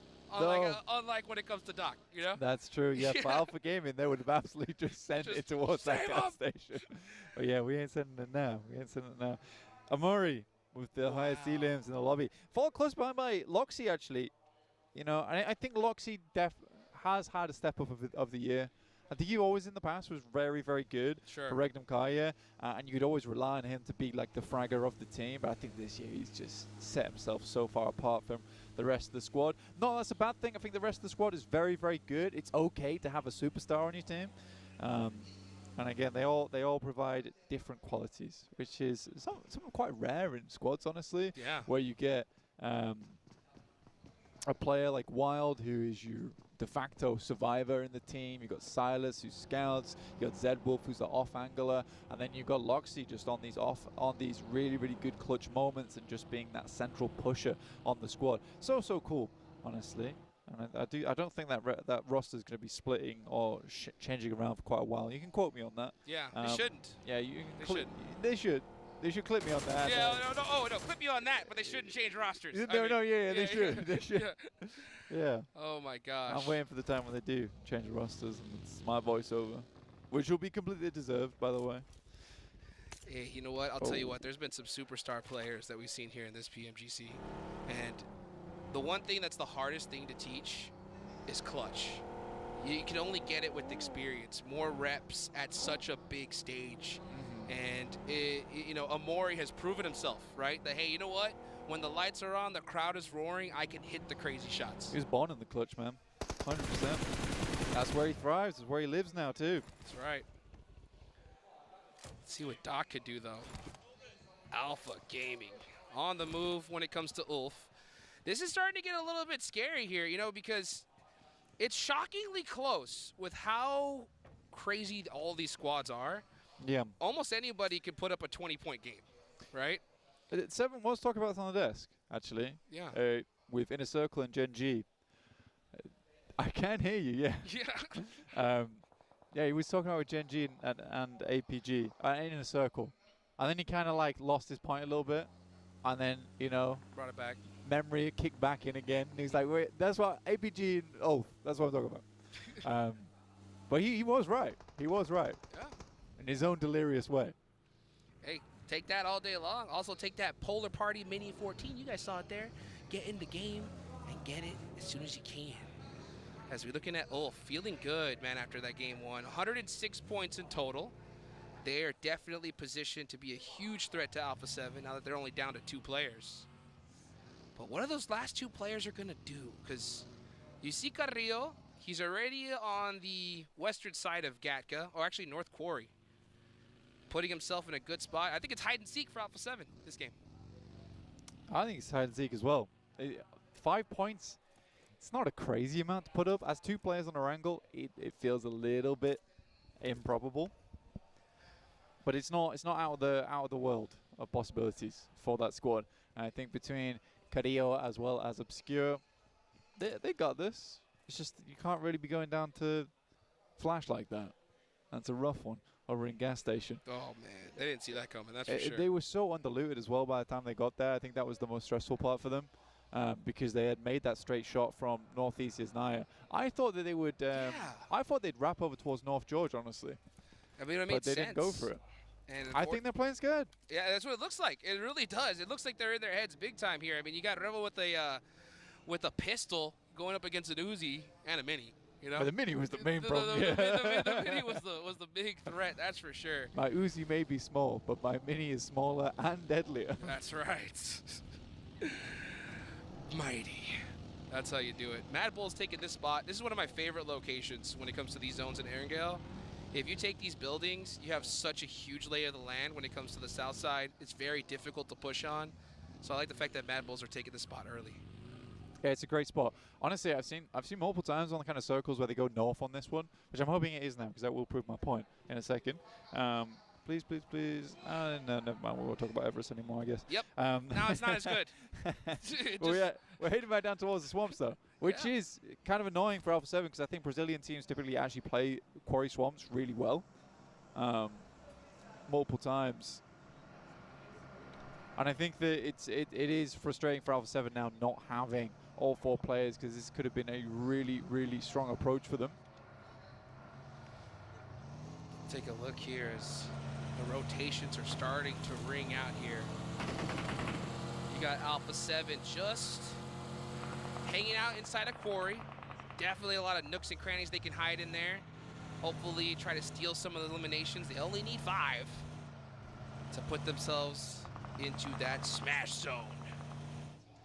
But everybody right now, the calm before the storm, just trying to find a spot in this next location. E-Arena, all the way still in North George blue. They're rotating in super late here. Yeah, also annoying for Alpha 7 seeing E-Arena just totally squandering North George. It's like, God damn it, guys. Like, we could have played that. We could have been here so much sooner, past Hospital. Bit of a different approach here from Alter Ego as well. Regnum Kaya trying to play as central as possible. Feel like they do determine the center to a T mathematically, but it's Tulika going insane on the shots at the moment. And what is Regnum Kaya doing? See ya! They fall flat on their faces. Back to back as well. What a rough start. That might be GG, actually. It could. GG no read. You're right, Steve. What can I say? What are you saying with this? I mean, this is... It looks so surprising, like, damn, like, yeah. damn, that's true. Yeah. True. That's a true one. Oh, my goodness. And Regnum Kaya crumbling here at the start. That is tough. They still got time. Yeah, they still got time. They still got points. But the problem is... That does kill the man. Yeah, you know what? We were talking about this, you know, Max and I, during all the earlier stages. I call it the last game curse of a tournament like this, okay? The last match of the day is never as you expected. There's squads that know they got no chance of making it, you know, into that first place position.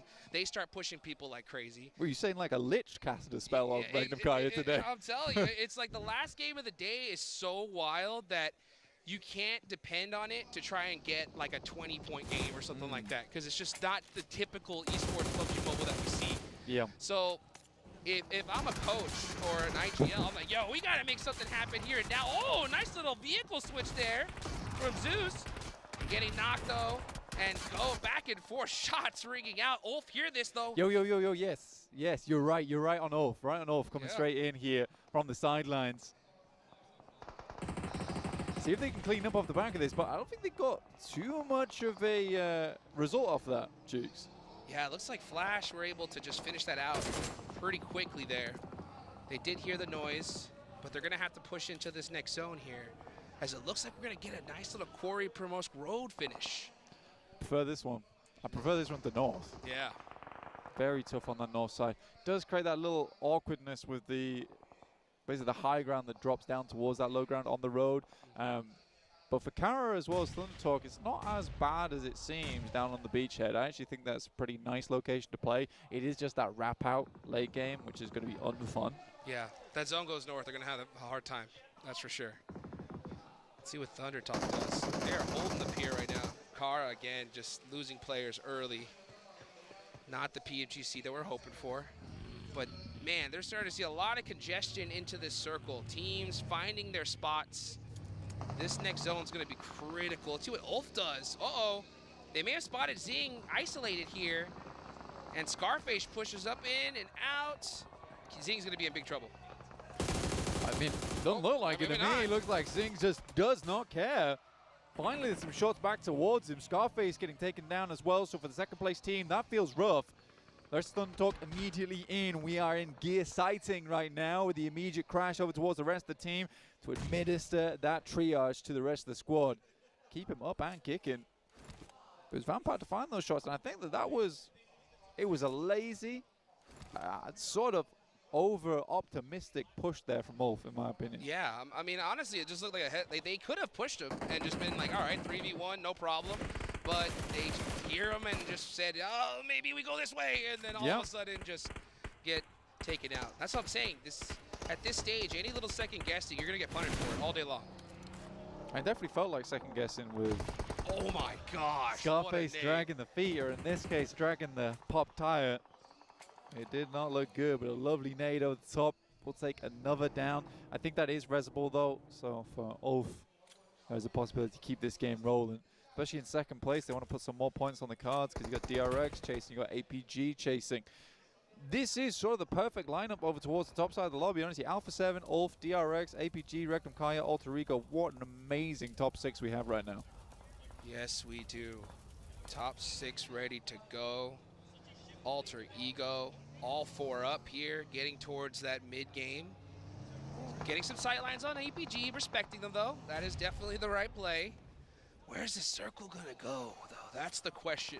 If it heads over to Quarry, this is gonna be ridiculous. Yeah, R8 could get a great game out of it, but we'll wait and see. Because you're right, I think there is... Oh my gosh. Hold up, hold up. All right, PMGC circles in full effect here. You're right. Yeah, we're straight down towards that south side of Vampire. Might just be able to eclipse the lobby on this one. This could be a great game from them. They're able to hold the position, but teams are coming in real fast right now. They are burning rubber to get here. Man, this is a worse circle shift for DRX. They were literally at the tippy top of the north side here. They're going to have to go through so many squads to try and push on in. Oh my gosh, DXavier are pushing right through the middle of everybody, but it's Alpha Gaming going up against Alter Ego. Top, gonna have to make this 1v1. Actually, no, Ziola's right behind him, and Alter Ego are out of there. Alva just gonna try and survive by himself. Yeah, nice clean finish there coming through from Alpha Gaming. 3 elims now. Refus getting res by Ziol. That was a fairly nice hold there coming through from APG, but you do have D+, waiting in the wings at the moment. Breathing down the necks of Alpha Gaming. Kara as well, just still can't catch a break. Yeah, can't. It's been a bad day It's today. like literally everything is just going wrong, and that's the unfortunate part of it. Some people get blessed, and some people have it tough, and unfortunately, that's Kara there. That was a big, big fight, though, for Alpha Gaming, right? 3 eliminations. They take out Alter Ego there. They are now inching closer to DRX. The prize pool jumps significantly here in these top 3. Yeah, I mean, for DXavier, though, I think that was the big thing that we sort of missed there, which is not our fault. Yeah. We were focused on the Sure. cool elims, the cool action going on. But they wrap down towards the south, and Kara wants to get a little bit of the pie down here on the beach.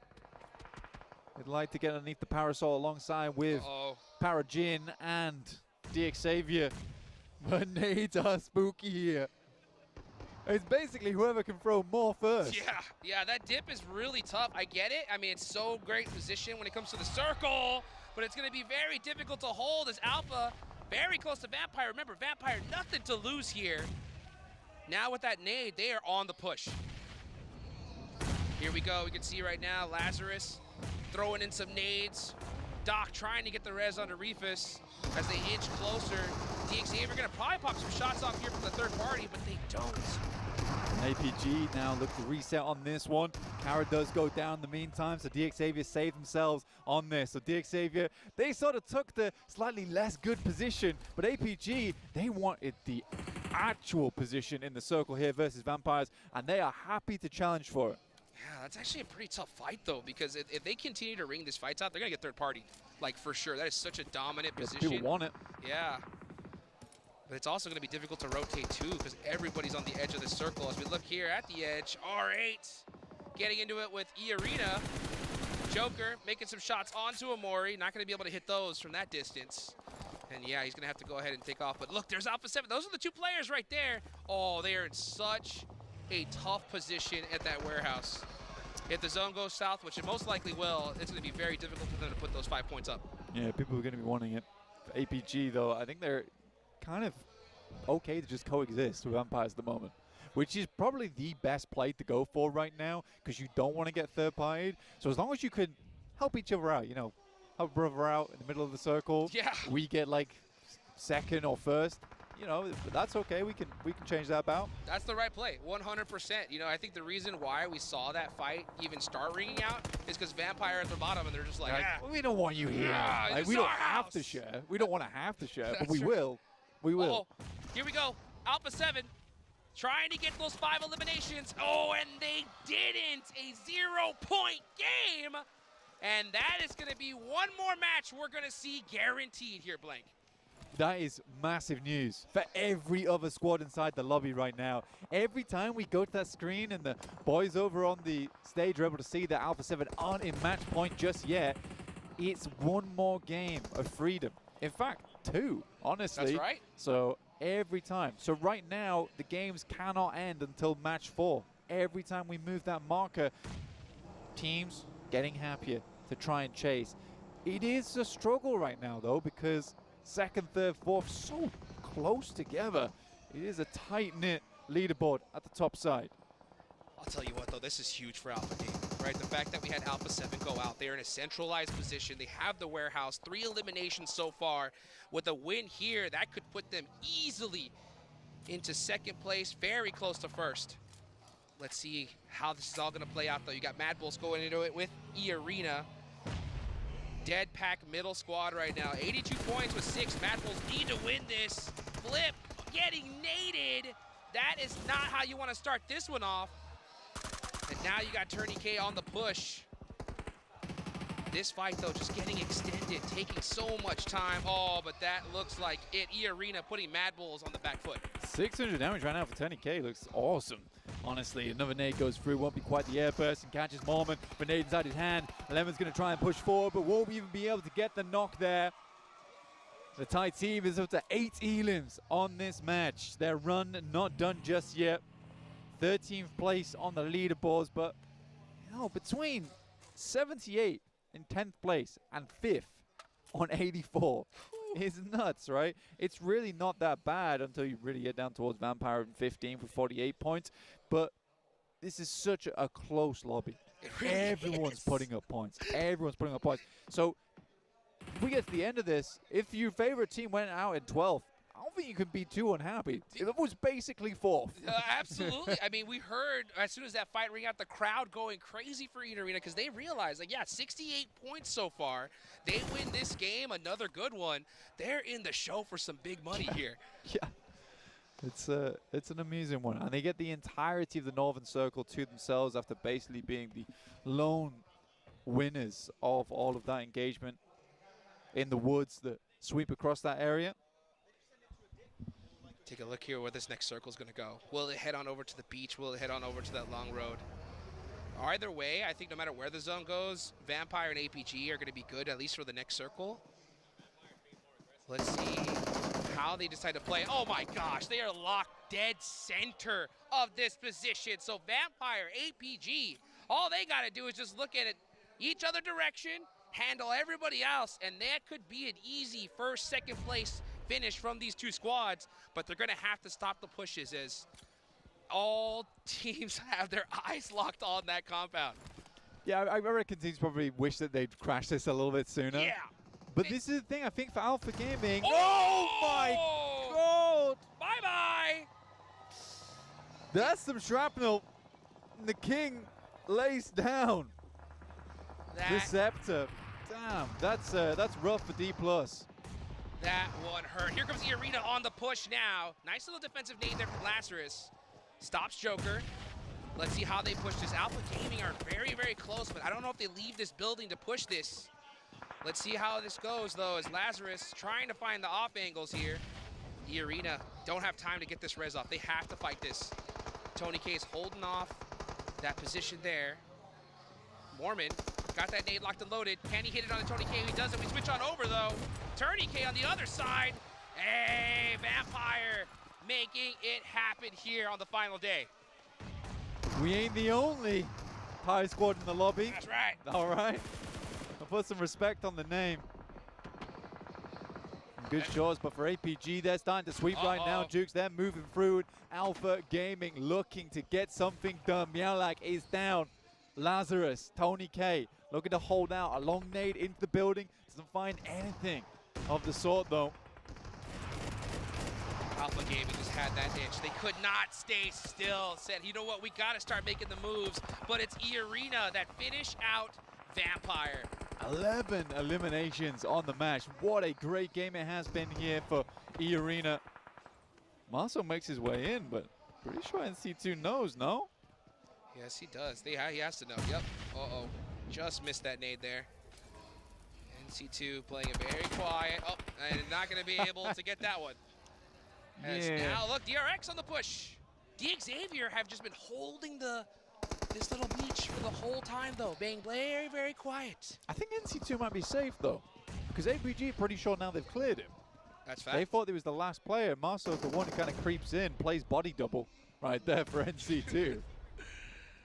Works out for him here, and now APG are just battling it out with DRX. There's still so many top squads in this one, Blink. You got 2nd through 4th still alive, Xavier in 6th. Big threats, and then, man, it's still so crazy to be looking at these numbers. 12th and 13th place are not that far away. 71-72 at the moment. Thunder Talk, after all the good they did over in their PMGC, clearing away one of the most dominant teams throughout the league stage, just have not been able to truly transition that through over towards the grand finals. Can we even say that with how close this lobby is? I think we just have such strong teams here. Alpha Gaming, though, I was going to talk about this earlier before we started getting some fighting on board, is that they were the only team with the balls to make this move. That's right. All right? Yep. They had the gusto to go for it, and I think that that's what a lot of other teams are missing at the moment. I don't think they would have gone for that, but Alpha Gaming is like, this is the winning play. I love that about Alpha Gaming. You know, like some teams and some players, when everything just starts getting so hectic, they default to a certain play style. And it looks like Alpha Gaming just prefer aggression, right? Let's go and get it the hard way. Just push and see what happens. And this time, it pays off big time. Alpha 7, shockingly, right, decided to go on the passive side of things, and they're getting punished for it. Or they did get punished for it, big time. Yeah, big time. I mean, APG likely they'll set themselves up with chicken dinner here and a couple more eliminations for a next game match point. Same with Ulf, if they can keep pushing through, but they're down to 1 player now, so it's a little bit more difficult. DRX, I don't really see them doing it with just the 2 players they have with the 0 Elim game. Maybe if they get up to a top 3, potentially they've set themselves up for the next match, but probably will have to be a pretty large game off the back of that one. But looking at this circle, likely that Xavier, Ulf, as well as Thunder Talk go down in the next shift, which should be coming through soon. You just got a Southeast hard shift. It's not very likely you're going to get another one, in my opinion. It's going to be really tough for Xavier here. I mean, they still have a path on into this next zone with a crash. But the problem is you got Thunder Talk on the other side that are looking at them. Yeah, they're both looking at each other. And that's making it difficult for both squads. Honestly, this is one of those times where, like, if you're Thunder Talk and Xavier, you should kind of look at each other and be like, hey, let's just push together. Because if we don't fight this out, we're both going out right here, right now. But Alpha Gaming are like, nah, we're not going to risk that. Let's start putting on these shots and get some points on the board. DRX definitely trying to pick something up where they can over towards Xavier. And I think DRX understands that, hey, we are center right now. We do need to sort of capitalize off the back of that. And Xavier is the team we have angles on towards. Aaron? Okay. Sneaky. Makes it up. Oh, Thunder Talk are so much in trouble right now as Marajin gets knocked in return, but they'll still have plenty of time to get him back up. That's 5 eliminations from Xavier. Next circle goes on over to APG. King still has it, but you're right, it does center up over towards APG, and it ain't easy being the king as he does go down in the circle on that southeast side. Xavier slowly mending themselves inside of this circle right now. 86 points. A lot of those points came through from day 1. Day 2 was a complete wash, in my opinion.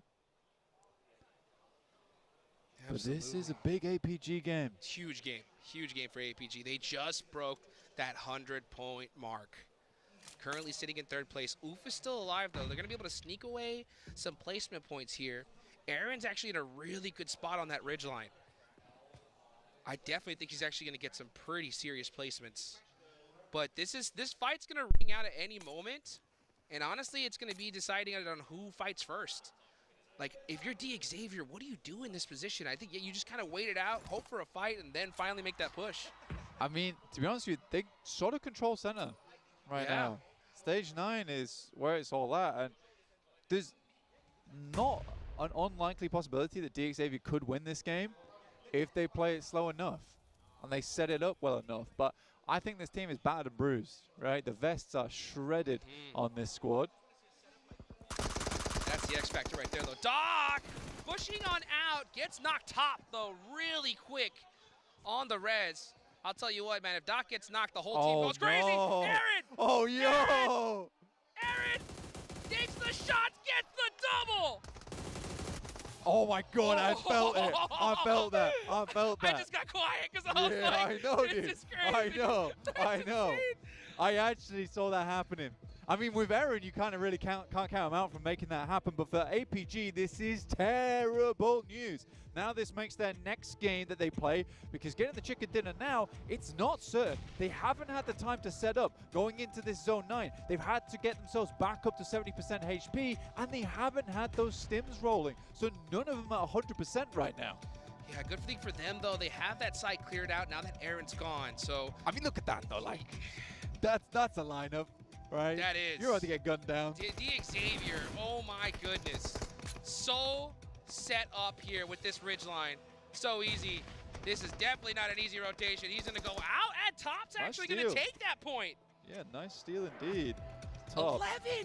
11 elims is great. I mean, even if they go down now, it's a 17-point game for them, but I think they would love the chicken dinner as well as all of these elims. Because yes, you lose out on the 4 points from not getting the chicken dinner, but you also lose out on the 4 points right here as well on those players. This is a cheeky angle, a very cheeky angle with a nade on top as well. PowerG's very low, and suddenly Xavier running scared. Another nade sent through, and it is perfect and on point. They're stuck. They're completely stuck out. Reefus with this off angle is looking too good. That nade locks and loads it. It's all up to Levis by himself, and that is it. Alpha Gaming get the chicken dinner right when they needed it. It's a massive win for APG.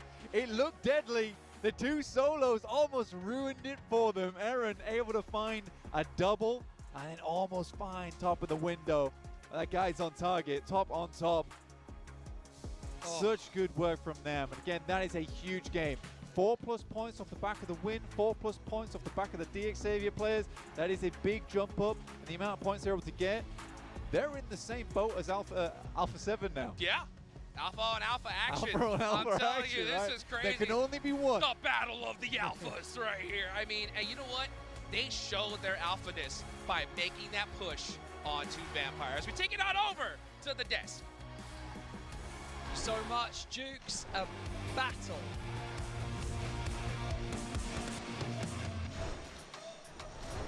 Thank you so much, Jukes. A battle by the beach finish on our Erangel, first Erangel of the day here, day 3 of the PMGC Grand Finals. And it's getting spicy. Battle of the Alphas, as Duke said, Max. It's maybe not Alpha 7, but I know that here 7, he's hyped.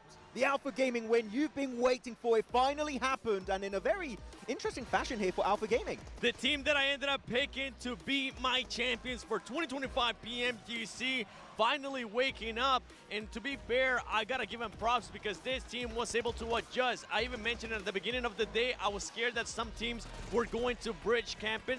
That ends up happening with Ulf ends up backing up, they delay it, and then Alpha Gaming, we finally see the aggressiveness. We finally see the fragging power, Max, from all these players, even with Dogs. 603 damage, he's still able to perform for the team, but there was something that happened at the end that we were a bit of scratching our heads. The docketing came back for one game, and Aaron almost got himself a double onto not only Doc, which he did end up flushing, but almost got also the knock and the flush onto Zyol, trying to go for the final res and saving Soldier Doc, but it did not work out, luckily enough for APG. They keep 3 players alive, and even play the roof angle, which I was screaming at the end at Xavier, just deny the points, don't give it for free, but this is why you want to hold on to your utility until the very later stages of this game, because guess what? They didn't even have to take the fight here, 7. They just chuck 3, 4, 5 nades, squad wipe, easy pickings here at the end. And talking about Alpha 7, I mean, they only needed just 5 points to get through that smash threshold, and they were not able to. At Circle, I mean, the playing path actually is what kind of set them off wrong. We thought that they were going to go Lipovka. Some other teams ended up overtaking Lipovka. We thought they were going to maybe go on a wider wrap north all the way to Georgia. That was not the case, and they get caught by E-Arena.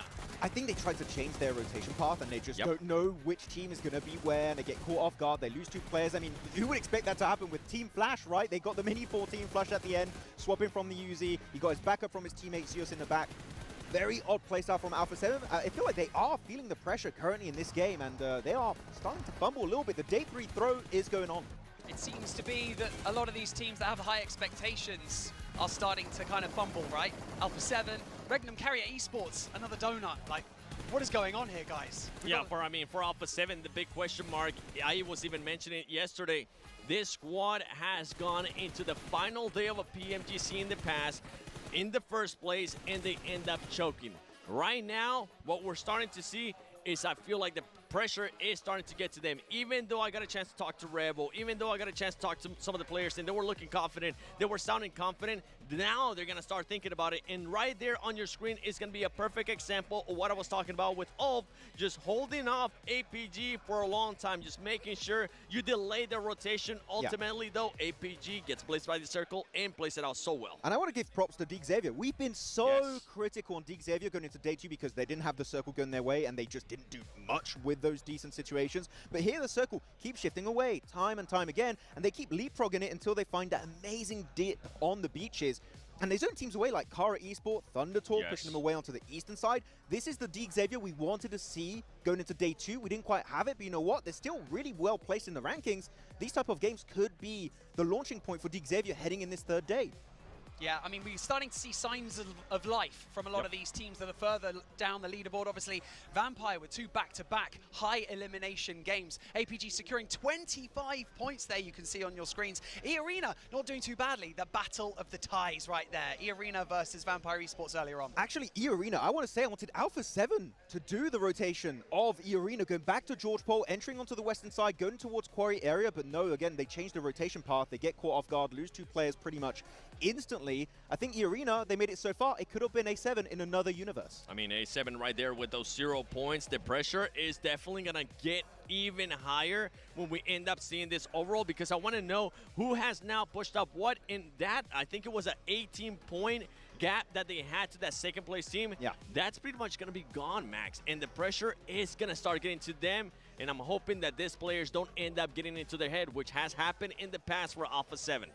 Many times before. Many times before. If you're an Alpha 7 fan, you've been burnt in the past. Looking at the MVP of this game, it's going to be top. Are we surprised? Not really. This guy, he's looking for the Porsche Cayenne. He's going to try and secure it for himself. And the thing is, playing with a Mini 14, his damage is always insanely high, which with the MVP formula, damage is very important, and he's always going to be on top of these rankings. And for top, something that I do want to give him props in, he wasn't the first one to go revive Doc right away. In the past, we've seen that over and over again. This time, it was Joel. You could see that Top was thinking about it. He's like, okay, do I want to jump this ledge? I'm glad he didn't. I'm glad he's like, okay, maybe it's time that I try to slow it down, send somebody else, and maybe position myself in a way that we can actually win this game. Possible good communication skills as well from Top.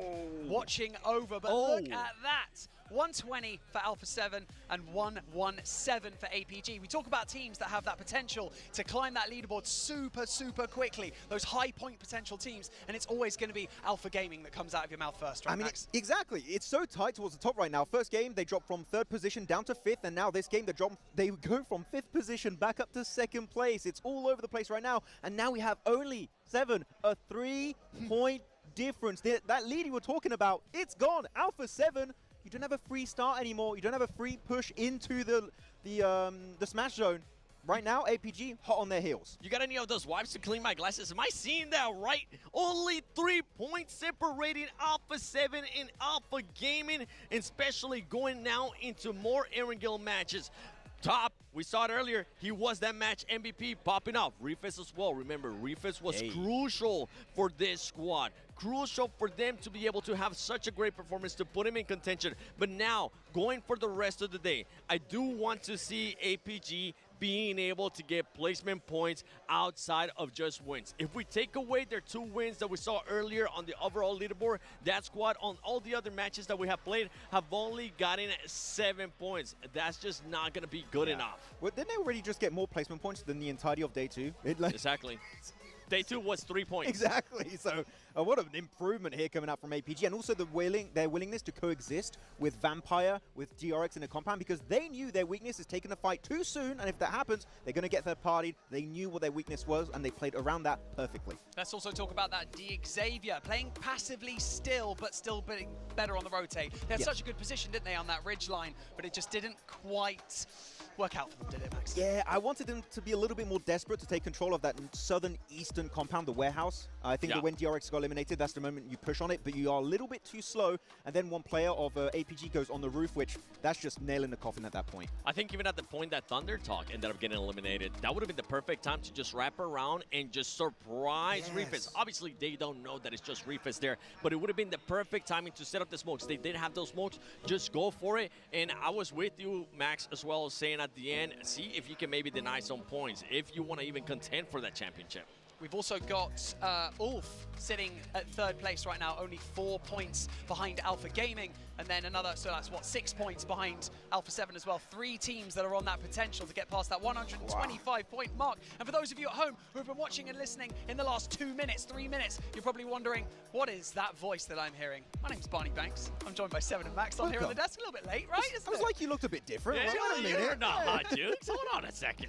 Went for a run and I came back. You know how it is. But yeah, Ulf, I think, the surprise team of the day so far. Really impressive. Obviously, they have had good day 1 and day 2, but right now, this is the time to make it happen, right? Yeah, exactly. I mean, the Kings of Rondo, we want to see what they can bring to the table going into a wrangle. They make it happen this time around with Aaron, like playing it slow in the wings with that slight little dirt pile on the northeastern edge of the circle, and that's the docketing that got completely punished by Aaron. If he got a double, I think we see a Xavier win, even maybe a DRX win at the end, and they got a little bit too willing to go for the res. But Aaron, never count this guy out. He's the rising star of Turkey. He's grown up here, Aaron, and he's been putting up really big numbers the entirety of this PMGC season. Yeah, now I'm going to be a bit of a doubter here. I'm going to be a bit of a downer because for this squad yesterday, this is when they started slowing down. This is when they ended up with just awful performances, getting at 15 plays with 0 elims, 8 plays with 0 elims. Right now, you are contending to be the champion. You cannot allow yourself to just have that big of a slowdown. And for Alpha 7, we need to see some reaction out of you. We need to see you playing the way you were playing yesterday, and even when you weren't blessed by the circle, because we know that they can get the eliminations, we know that they can win fights, and hopefully they don't start doubting themselves too much in their heads. I don't know if you would agree or not, but looking at Ulf, right? Looking at how they improved during the entirety of the Gauntlet stage. Day 1, very passive. Day 2, trying to ramp things up a little bit more. Day 3, going complete aggro mode on all of these teams. I love their playstyle. And they've brought all of these teachings into the Grand Finals. If they end up winning this, I would say that's one of the biggest improvements in a PMGC for a champion we've ever seen in PUBG Mobile esports history. So Ulf could be trying to make that happen today. But again, as you said, they've been shaky in the past at this kind of stage. They can't afford to fumble now.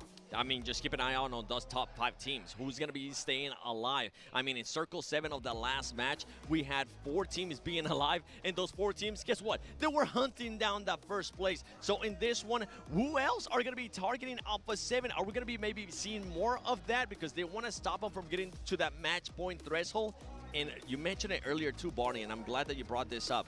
Vampire Esports, they have been fragging out more. That team has absolutely nothing to lose, and I think it's because of something that you mentioned, Max. Yeah, the Sir Tanny pep talk in the hotel room. Like, guys, we kind of sucked.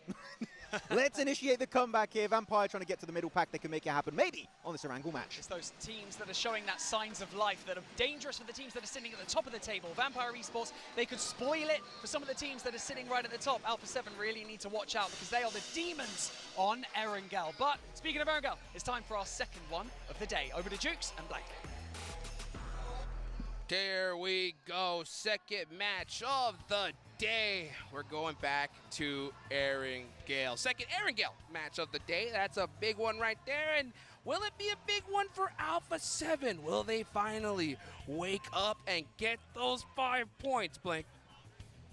I mean, we've been asking it every game. Come on! They've been like a bad supermarket because it's never in stock so far. And hey, it's not a lot of elims need to get. Not a lot of points need to get.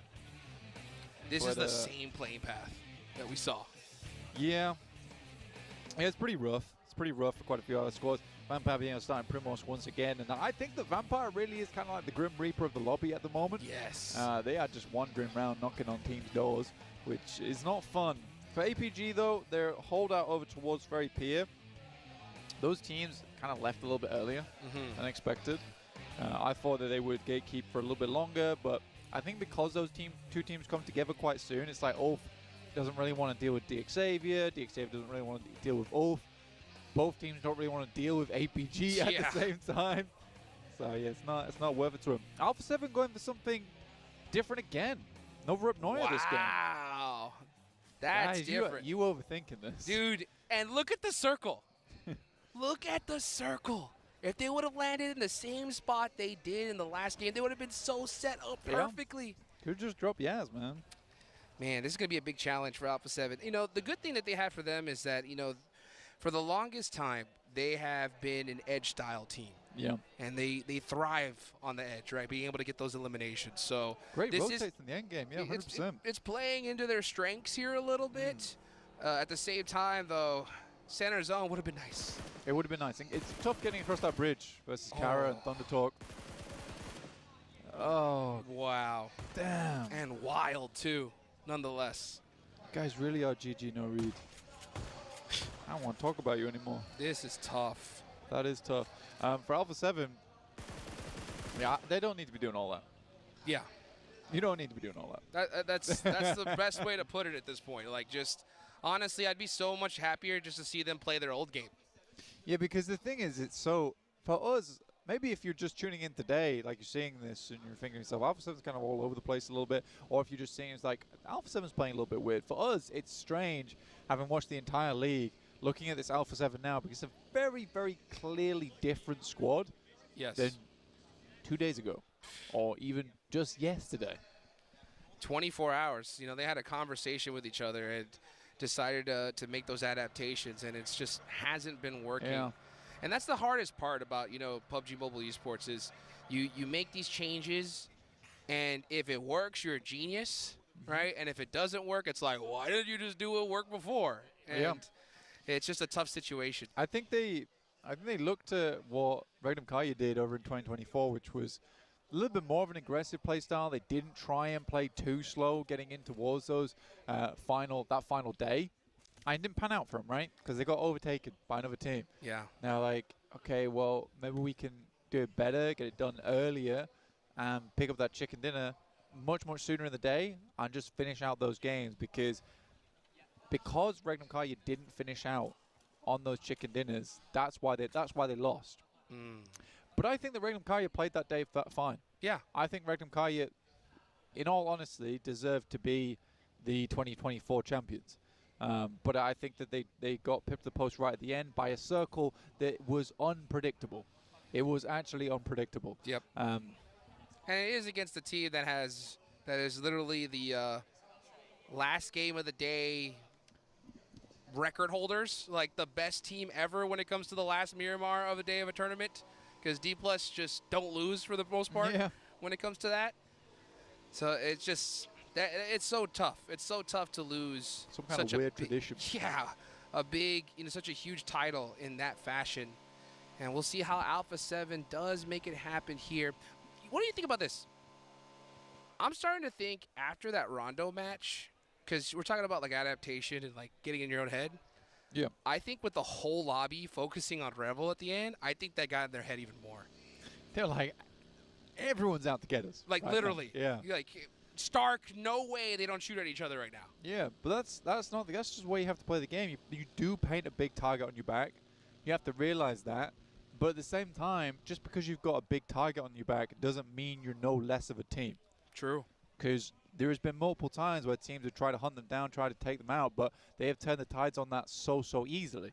So I think for Alpha 7, whatever talks they had last night, I think they were the wrong ones, personally.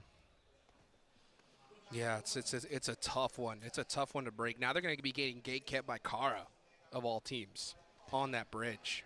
I think once they pass 125, though, we're back in regular viewing. Yeah. For Alpha 7. That's for sure. But the thing is, are they going to cross 125? I mean, they're already taking damage. Crio's down. And thirsty. Yo. That's it. This is the worst thing. I mean, 7 yesterday was like, stop smiling. Stop smiling. Rebel, though, gets a knock in return. That could be that 1 point there. They do have the hovercraft. Are they getting gate kept Oh, right now? they got one. Okay. That's 1 point. 4 more left to go. Carrillo is gone. But now they got Kara on the run here. Round away, they lose a player, but it's 1 point. It is 1 point. But that's, again, if they're not able to get much further than this, that's a whole another game, and we don't finish till match 5 again. We're going to Miramar. I mean, I was saying yesterday that I'm pretty sure we're going to match 6. Yeah, I mean, that's definitely looks like what it's going to be here.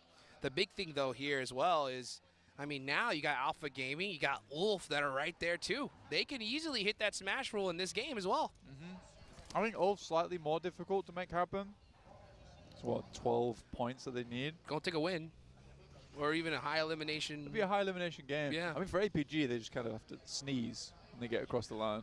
I think they do, to be honest. I think with how they've been playing so far today, because they're playing their game true to form. And then with that last match, the momentum. They even all just commit Sudoku over towards Doc, right? Yeah. They were like, hey. Yeah, if they didn't do that, they'd probably be here now. Yeah, exactly. They would have even done. But they're like, hey, we're in our final games. We could get into it. We're still going to send it over towards Doc. We're still going to make that same mistake. Obviously, I don't like that. I don't enjoy that. But I respect that nothing can change how they play. Even the final day of the biggest final of the year. Hey, you know what? Sometimes it's a war of attrition. You know what I'm saying? Yeah. And you got to stick to your guns. And that's what they do. And it works, obviously, right? They're in second place right now. They're looking really solid. I am looking here at this zone. We got that mansion circle at play. Tons of teams are already centered on up. Alpha 7 do finally make it past that bridge. They do lose a player. They do get that 1 point. Does look like they're starting to head towards Milta Power, though. Alpha 7 definitely, again, just playing a completely different day here today on the final day. Looking over now. We're going to see where this next circle goes. As far as squads that are be pushing in a little bit later into the zone, we got Vampire. You can see them all the way there. Still trying to catch up to Pachinki. The zone goes on over to Lipovka. So that's going to make things super interesting. You got Ulf dead center in this one. DRX are right there as well. This could be a huge game from these top squads. Yeah, I think for Alter Ego, this is where I really want to see them start to pop off a little bit. They start towards Lipovka. They have a lot of control towards Lipovka. This is where I won the games. Start getting a little bit better for these guys. 83 points. It's not that far off. One good game. You're up into the hundreds. D Plus find a little bit of damage for themselves. They've jumped up to 10th now after being in 16th yesterday, and can go much further. Honestly, might even pass R8 eventually. Lamborghini goes down to Kraken. That's from Goat. And now Paragen getting knocked as well. Mad Bulls are right here too. So D Xavier not looking too hot in this one. They're in 5th place, 93 points. They're definitely in contention, but with this start, it's not looking too hot. Mad Bulls. Mad Bulls, I think, are one of those like sleeper squads for me. They're one of those teams that not a lot of people, I think, were like really focusing on coming into the last day, but I think they're an absolute threat. They're down a player, but they're playing it very aggressive here. I think the problem has always been with Central Asian teams is that they're so inconsistent. Like Flip and Lemon can be some of the best players on one day and then be some of the worst on the next. And I think that's the difficulty with those teams. I think Mad Bulls have really tried to prove everyone wrong here at PMGC, and I think that they've made a great bid for the top. I don't see them getting further than like a 3rd place, though. That's still a phenomenal result for the Mad Bulls. But yeah, I would agree. I think a lot of people underestimated this team coming into it. Thought they would be bowing out way earlier in the tournament overall in the league stage. So I still think it's a great result being here at the actual grand finals in Bangkok. Zio goes down to tops though. Uh-oh. That's a bit rough. That is a bit rough. Is he far ahead? He's way far ahead than anyone else. So at least they have the backstab, but look at that. He's bleeding out so fast here. I think APG likely to go down to 3. Yeah, let's see what yeah, Zol completely out of this one. So APG are going to be down to 3 here as this zone is starting to close. They do end up getting away from it, though. Sometimes you got to make that little rotational sacrifice. Unfortunately, it was Zol for APG.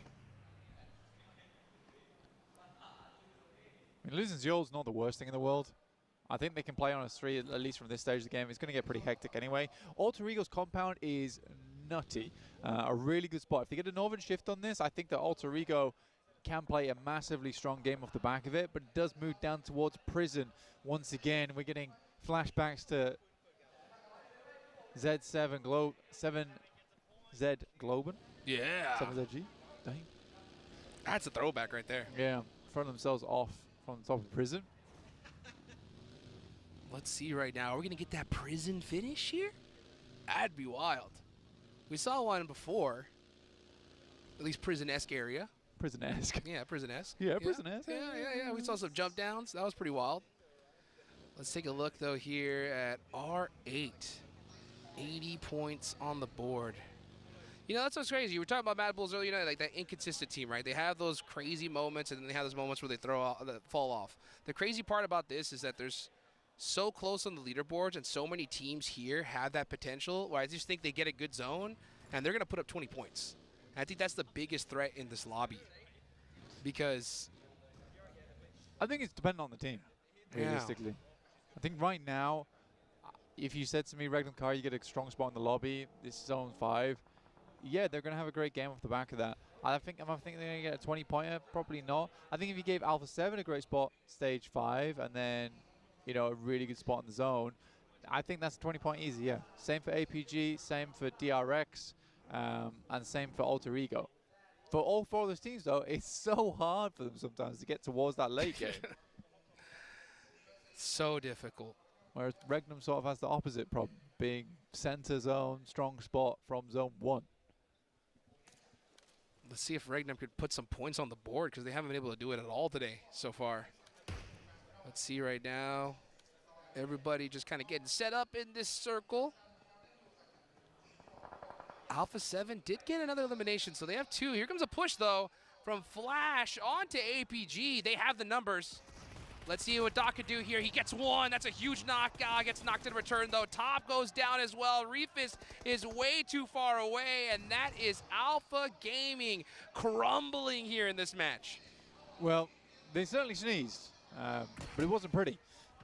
So they'll go down to 117 points here with just 1 player remaining. Win is trying to keep himself up. Reefus will find Bose now, looking to make this the 1v3 now versus Flash. Heads on in, spraying through the smoke. Cannot find it, though. And that's APG down to the rookie squad of the year in Flash. And Alpha 7, they find themselves another point, inching themselves closer and closer to match point. I do like that push, though, for Reefus. I think that was the right. I think that was the right play. I mean, he had a couple down. You just had to win that fight. He would have gotten some sick eliminations for his team. Because trying to survive and get placement points here, that's one of the most frustrating things for me. You see a player like, oh, down to 1, let's just go and try to figure out something. Nah, make that push. Try to make it happen. Unfortunately, it just didn't. And at a pretty tough time, too, because they had 117 points. They could have broken to that smash zone in this game, but just weren't able to do it. Yeah, sorry, I punched my mic. Oh. I punched my mic. That was the noise. Probably heard that at home. Sorry about that. Oh, it's all good sometimes. Yeah. I mean, it's it wasn't frustrating. out of anger. No, it wasn't out of anger. It wasn't out. Whoa! Okay, well, I punched my mic. Jukes fell off the stage. We're having a real day today. Well, we're out here. He's still got the headset on, though, which is impressive, even though he's in the crowd right now. It's sick. Dude, the crowd supporting my weight. Yeah. Here. He's like a fallen angel, and they pushed him back up. Victory. Feeling great right now. What a day. What a day, indeed. John's gone. So's the chair. Oh, boy. So's APG. It's all. Yeah, it's not roses and daisies. Yeah. Let's put it that way. Let's take a look at this, though. Hey, Car 98 from Silas. That makes me happy, but unfortunately, we're not going to be able to see him use it as he is getting shredded by R8. Damn, Silas looking more shredded than that chair, man. Oh, yes. Goodness That me. chair is deleted off the server. Oh, boy. All right, Ulf looking over towards Vampire at the moment. 4 players still up, 51 points, looking to push that a little bit more here at this stage of the game. It's definitely possible to go for, but I think for Ulf this means a lot to them. Tony K is taking a heck of a lot of damage here. Bullets are whizzing past him. Mialak with the hovercraft though, and it is covered by smoke, so I don't really think Ulf sees it to take the sprays. Loxy inside the smoke, goes down to the better clutch Maestro in Murray. And what a day it's been for Regnum Karya. What a terrible day it's been for Regnum Karya. Gosh, I think 3 in a row, dude. Yeah. That's 7. crazy. 0 points. Yeah. Regnum Karya 0 points. 2. Oh, okay. Wow. Yeah, so Regnum Karya 0 points on the day. Unreal. That's rough. Let's see what Vampire could do, though. Just trying to disrupt this lobby. Oof! Had a crazy game. The crowd is going crazy. As now you got Lazarus, got that nade locked and loaded on a Scarface, and it hits a target. Now it's just all up to Catch by himself. 1v2 situation. He's down pretty low in HP. Oh, that molly looks so good. Lazarus making it happen here. Just a little bit too far from Catch. But that nade, oh, the car just saving him by the inch of his teeth right there. Yeah, that's the mighty tire made of something bulletproof. Not quite Not sure my yet. chair. Trying to bounce off the back of the tree. It's a good maneuver, but Ketch is just going to keep bandaging up. Doesn't really have too much. Go on, take the shots. Take the shots here, Ketch. Hey, getting a lot of help there from Kara, and that is Vampire eliminated. Catch uses that opportunity to get out of dodge here. He's going to be sending it, though. That's going to be a very tough rotation. Yeah, I mean, Alpha 7 right on this southeast side. This is probably the fight that we need to take a look at going forward here, because E-Arena do back it off, and Alpha 7 looking just to push a little bit further now. They're only 3 points out.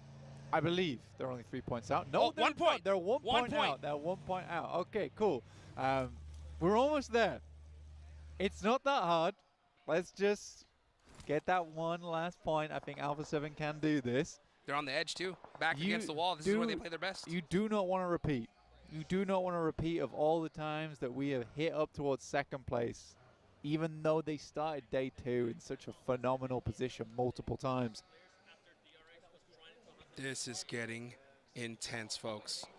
Alpha 7 looking really good in this match. They have a great position in this circle. 1 more point. They reach that smash zone. APG is out. Ulf pretty much down and out as well. DRX down to 1. And that is D+ out of this one. As far as teams that could possibly really make this comeback, make something happen, got to look at Alter Ego. They got all 4 up here, but they've been pretty missed so far here today. Yeah, I think Alter Ego has a real good chance. You are right, it has been hit and missed, but this is more hits than miss from Go. An immediate removal of the Mad Bulls. Well, no stampeding for them. They were basically cut down in the tracks right there. For APG, if they win a PMGC championship, it will be Zol's second. That's right. I mean, another player that does the back to the multiple, at least not the back-to-back, but has multiple wins in PMGC under his belt. One of the few other players, in fact, that's able to do it. Because Regnum Karya with Silas wasn't quite able to get it done last year. And then right here towards the end, man, first 3 games, 0 points for Regnum Karya. I know he's got to be super frustrated. Let's take a look, though, here. Alpha 7, they do have a hovercraft here towards the end. That could pay dividends. Obscure with a big off angle right now, just trying to cover his squad. Let's see E-Arena driving on up, getting mighty close. And they are having that hovercraft to just get some more information, kind of bully squads away from them. Because, yeah, Alpha 7, they don't want to get engagement right now. They kind of want to just wait it out, see where this next circle goes. But if they have the opportunity to outnumber players, I think they take the fight.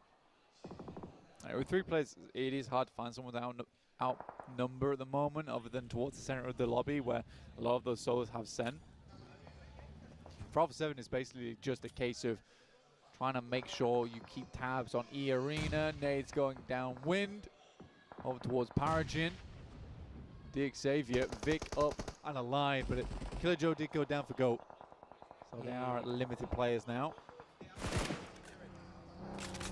you can see GOAT there. 79 points on the board, 5 eliminations. Getting a little active here towards the end. Yeah, I mean, man, like the problem I found with match point, it makes the game so slow. Yeah. It sure does, and this zone is brutal. Oh my gosh, pretty open range here. Smash? Let's see what happens is... Smash. Smash. Smash? Smash by placement smash. Oh, that's right. Yeah, Alpha 7. Yeah, that's 8th place team. I think they just got to out-survive one squad, and that should do it. Yeah, I mean, they're in 8th now. This is where you get the first placement point. That's you right. get 1. Everyone's looking at me in They locked it elation in. right now. They're like, wow, you figured that out. You're a smart cookie, you. Well, Alpha 7 have done it. They are going to be officially in that smash zone. We could have, if they win the next game, this is all over. Yeah, but they still got to, it's one more game to win. That's right. We're currently in match 3, so we can do it in match 4 at least, which is nice. Gives them a couple more times to do it. And again, even Barney, who is now on our desk, was saying yesterday that for Alpha 7 it was a masterclass over on Arundel. They have one last time to show us who's Gordon and get it done. The arena. We got a lot of nades. Alpha 7 look to pincer now as well, Hot Jukes. They're getting active. Here they go. They sense the third party. They are on that hill right now. Joker with a nice nade on to win. Yeah, they're going to definitely push this one here. And Alpha 7 should be hungry for this third party. Are they going to make that push, though? Yeah, look at this. Flash just on the drive, trying to survive this, running through so many squads. And now E-Arena are getting into it with Alter Ego. Oh, no. I mean, Thunder Talk and DRX taking shots over towards Alpha 7. Again, why are we pushing into the circle here? That's like such a free fight to take over towards E-Arena. They could have pushed so much earlier, created some real issues. Instead, man, the coaches have got to stop talking to these players. Yeah. before the next day. This is unbelievable. Well, you saw it there, folks. They didn't have to wait for that placement point to be put on the board. They hit match point. AJ gets a knock onto Obscure, though. They realize it's Alpha 7 here. All eyes are on them, and that's Alpha 7 out. I don't understand it. I don't think it's good. But I mean, Regnum Kai has obviously been affected by whatever pep talk they had, and that's in quotation marks. You didn't quite grab that. I know I'm not on camera, but you could. I feel like you could feel them. Yeah. Feel those quotation marks. So.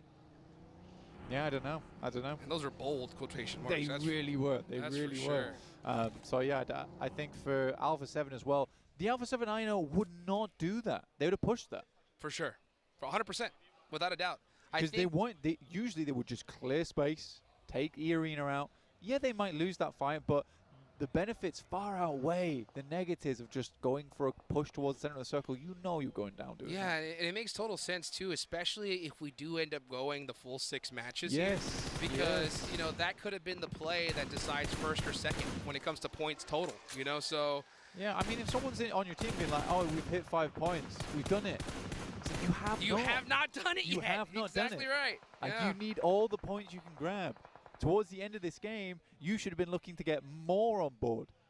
And they could have. How did RCB lose last year? 2 points. Oh, boy. Will this be that mistake that costs them later on? They have reached the smash zone, though, so it looks like their playstyle is towards that strategy of making it happen here. Oh, look at that. Krypton switching the seats, trying to put Turney K in the blender. Does not work out, though. And now he's going to go ahead and get these flushes. E-Arena puts some more points on the board. Nice shot, though, from GOAT with the third party.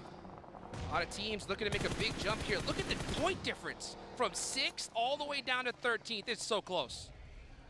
Very, very close. And D+ actually was able to jump up to 8th after this game with 5 elims they're able to find. Ghost looking for some more shots here, but it will be Snape to find that one. You know, I would have preferred that Krypton, instead of jumping in and out of the vehicle, just shot the guy. It looked cool. It was ineffective. Snape's down as well there. It's taken out. A slight substitution going on there then for Alter Ego, with Snape being in. So I'm curious to see who exactly they did switch out on that team. Let's see what D Xavier's going to do, though. Super quiet. They don't get circle here. Zone hardships off them. They're going to be wrapping on that north side, possibly looking to catch a third party on the GOAT. They do got an angle here. Here they go. Out the vehicle. They do catch this player. Now Xavier finally starting to get in the mix of things. And they do need to. They're only on 2 points this game, but they can get up towards 100. The Xavier, Vietnam looking to get something done, but equally it's E-Arena. And the crowd is definitely loving this. Thai team looking to put a chicken dinner under the belt for PUBG Mobile here at the Grand Finals in Thailand. Crowd is making some noise. They are excited. They sense one of the local squads about to get a chicken dinner here. Joker throwing over those meds on a tourniquet. Said, let's make it happen for the hometown team. It's going to be a difficult one, though. You got Thunder Talk full squad up right now, rocking a little 3-1 split. Xavier been pretty quiet, now starting to get some eliminations. But E-Arena do have the high ground here, Blank. And the circle cuts down towards that south side, so it is between a few teams here. For Thunder Talk, I mean, personally, if we were a week ago, I'd probably say that this team would win this as the foreman. Oh! And I probably would be right. But it's hard to predict this team. They've had such a horrible grand finals. It really has not felt like the same team.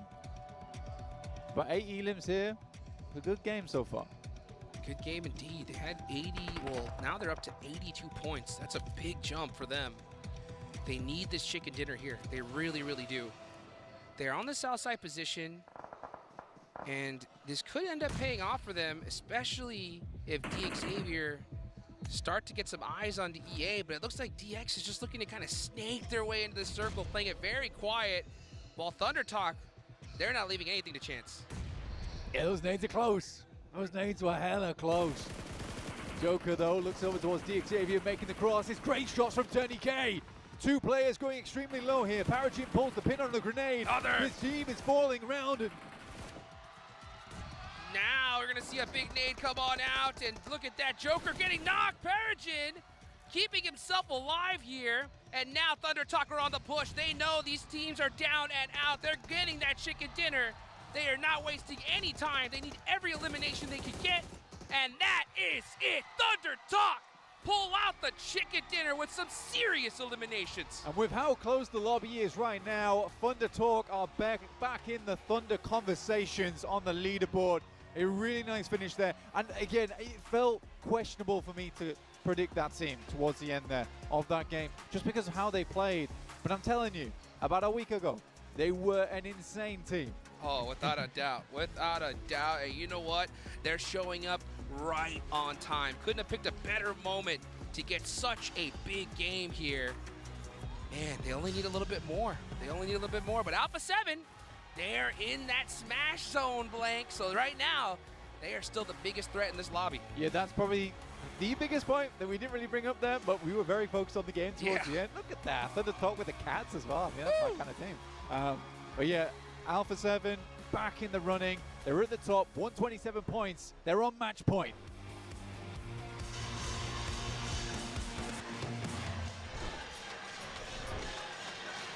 Ladies and gentlemen, we have officially entered the Smash Zone. Oh my goodness, Alpha 7 finally managing to get over that threshold. It only took them 3 maps, gentlemen. What is going on, 7? And it looks so sketchy for Alpha 7. They end up going towards Novo. And out of all the stuff that I've been saying, I was hoping I was going to be incorrect, Max, but that is not the case because they had another squad just waiting for them. None other than Kara on the Eastern Bridge. The bridge camp, Carrillo just goes for it, gets eliminated. But for the rest of the squad, they're able to step it up and get that match threshold. I think Karo were hoping it was going to be APG. We're like, is that Alpha 7? They don't usually drop Novo. What's that about? And actually, they dropped Novo, trying to maybe avoid a little bit of a drop clash because DRX, they went Kameshki northeast next to Stolber, and I think that was an attempt to try and actually go for Alpha 7. I think it was a targeted play. I'm like 90% sure that was the intent, but unfortunately they weren't there. And later on in the game, Alpha 7 find eliminations onto DRX, so a little bit of an Uno reverse card there. Now you say 90%, I'm gonna bring it up even more. 99.9% because there's no reason for DRX to go all the way to Kameshki with that 2-2 split. There's just no reasoning for that. I mean, great performance in regards to DRX, wanting to maybe try to catch Alpha 7, and good adjustment from Alpha 7 being able to just readjust to what the lobby is currently giving them, which is everybody wanting that top spot. So I'm looking at this game actually for Thunder Talk. By the way, congratulations Thunder Talk. Let's talk about the win a little bit here. Is it a little bit too little, too late, TT? Yes. See what I did there? Do you like it, guys? See, the Hot jokes are starting to flow. Hot jukes, please. Save us. But actually, before this game, right, they were in 12th position. And the point gap was not that big. So actually, I'm really wondering here, Barney, can they make an ascent maybe towards a top 5 position? Winning it all is going to be tough, but top 5 is in the cards for Thunder Talk. Almost top 5. Also, we've got to mention a little bit about Alter Ego at the moment. Yes. Not exactly having the most amazing day, but still managing to stay within that kind of top 6 right now. And you're looking angrily at Max, and Max is looking scared. I'm just looking at Max because Max was pointing out something to me that I didn't even notice before this match or at the start of this match, and that is Alter Ego once again has done a roster change, and it's maybe a roster change that Max might not be the biggest fan of. Look, I don't have an issue with Moana in particular, okay? You know what, maybe a little bit. I want Alva to play. Sorry, ever since PMWC, Alva has been an amazing setup player. I wanted Snape to come back in, which he did. I think the getting rid of Alva here in priority of Moana is definitely a big misplay, team rotation-wise. I think the core should not have Moana on. That's my personal opinion. They at least had 4 players alive at the end, and I'm digging a hole right now. I'm just going deeper and deeper and deeper.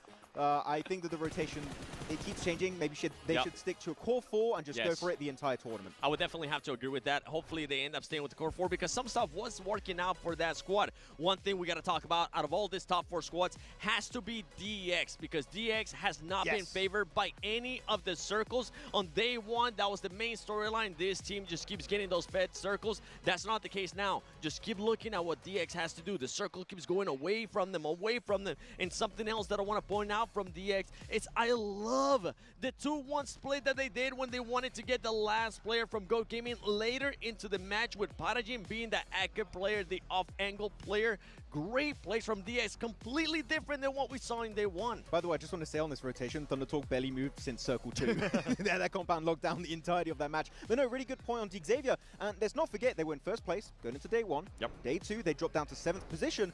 Are we going to see a little bit of a yo-yo effect here, going back towards the top of the rankings? Definitely a possibility, getting 10 points on board. But what really matters here, of course, is Alpha 7 getting the 7 points here. Well, they needed 5. They got even more than that, 7 points to make sure they enter the Smash Zone.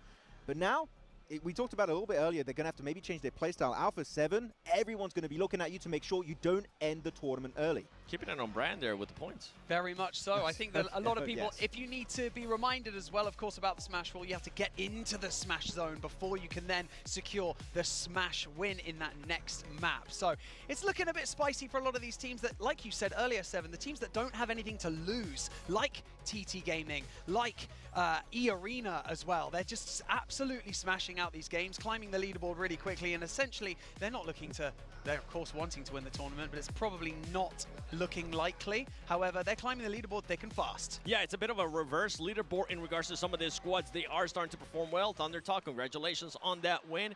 But then we saw there on the match ranking, APG really not able to do much. Then you have Regnum, which I mean, Regnum, I think Blank and you, Max, pointed out too.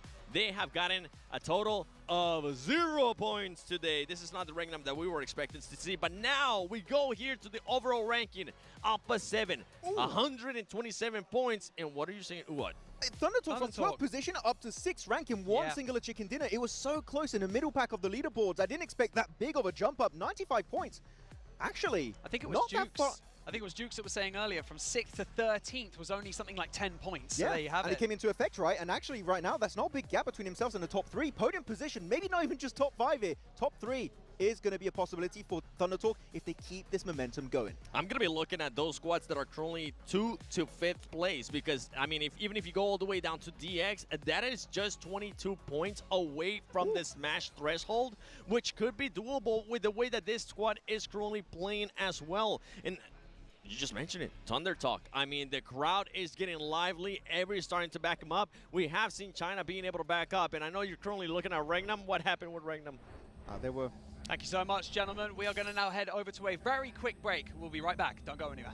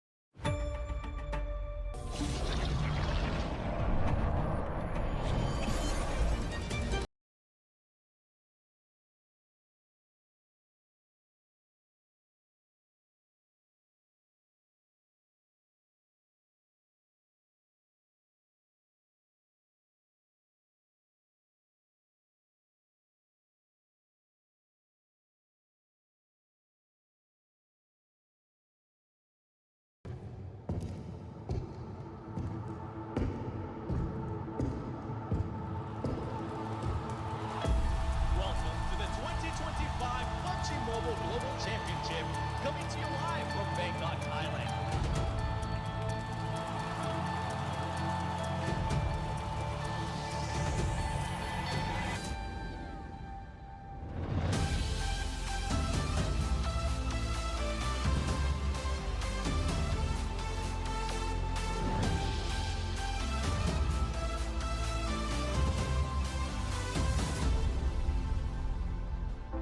I hear a shout, it shatters the silence in the morning. Call your name, I see the doubt. We're falling too fast without a warning. But if you stay, you'll battle by my side. They'll never ever win the day. No matter what they say, this mission ain't broken. Don't take what is spoken. Our path ahead is still unknown. This battle ain't over. Let's walk through the fire. Wash out our fear, fight to the end.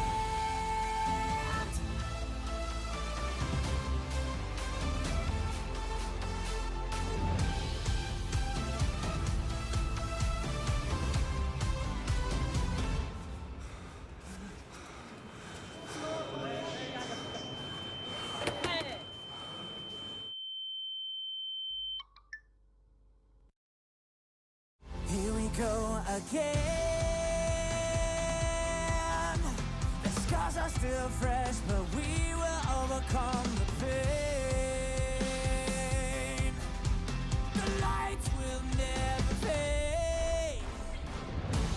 This mission ain't broken. Don't take what is spoken. Our path ahead is still unknown. This battle ain't over. Let's walk through the fire. Wash out our fear, fight to the end.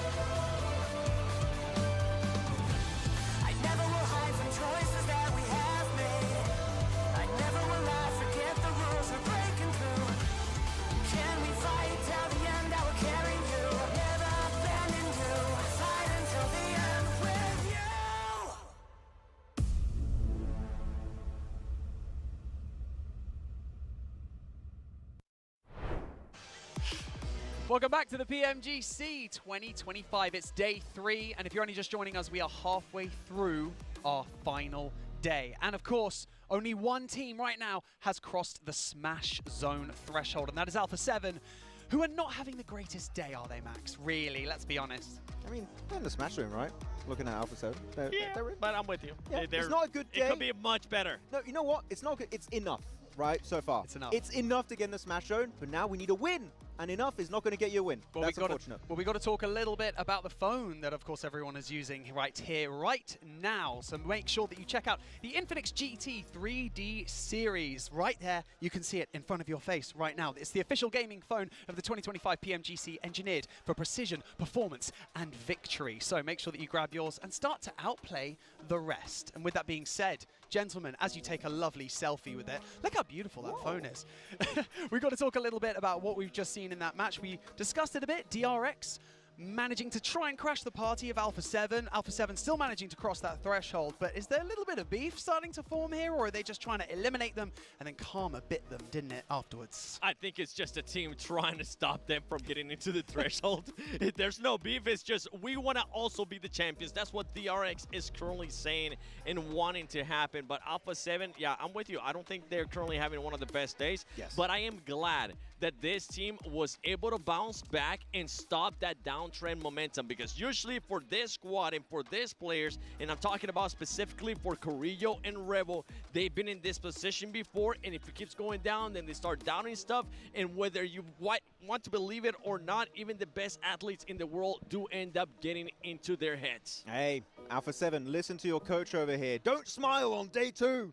Don't. It is not good. It never works out for them. But it's also been a really big drop-off looking at Regnum Kara. They fell from 4th position at the start of today down to 10th, putting a little bit of a reverse Thunder Talk, kind of, because as it's been mentioned many times, today it's so close in the middle pack. One good game or one bad game can all give you a good opportunity to jump up the rankings or fall down into the abyss. And I know that we don't talk about it enough, but prize pool difference between jumping from somewhere like 10th all the way to up to 5th or 4th is exponential. But at this point, you know, one of those teams as well, D+ Kia, they've been climbing that leaderboard as well. A horrendous day 1. You're looking at me confused, Max. Do you feel like they're not climbing that? I feel like they're having a pretty good day. I'm just thinking about my next point right now. I always look a bit weird when I'm not on camera thinking about what I'm going to say next. But no, D+, we said it early on the pre-show. They won every single last game of PMGC for the last 5 days. If we do have a Miramar, if we have a second Miramar, hey, that could be a big comeback. But the win, I still feel like is kind of hard to achieve. Yeah, I mean, with the way that the leaderboard is currently working, we would have to see some more of those bottom teams actually outperform the top teams, make sure they eliminate them, and give them the opportunity to actually fight for it. Given the opportunity to fight for it, APG only need a few points to cross that threshold. Are they going to be able to do it? Let's head over to Jukes and Blank to take us into our final Erangel of the day.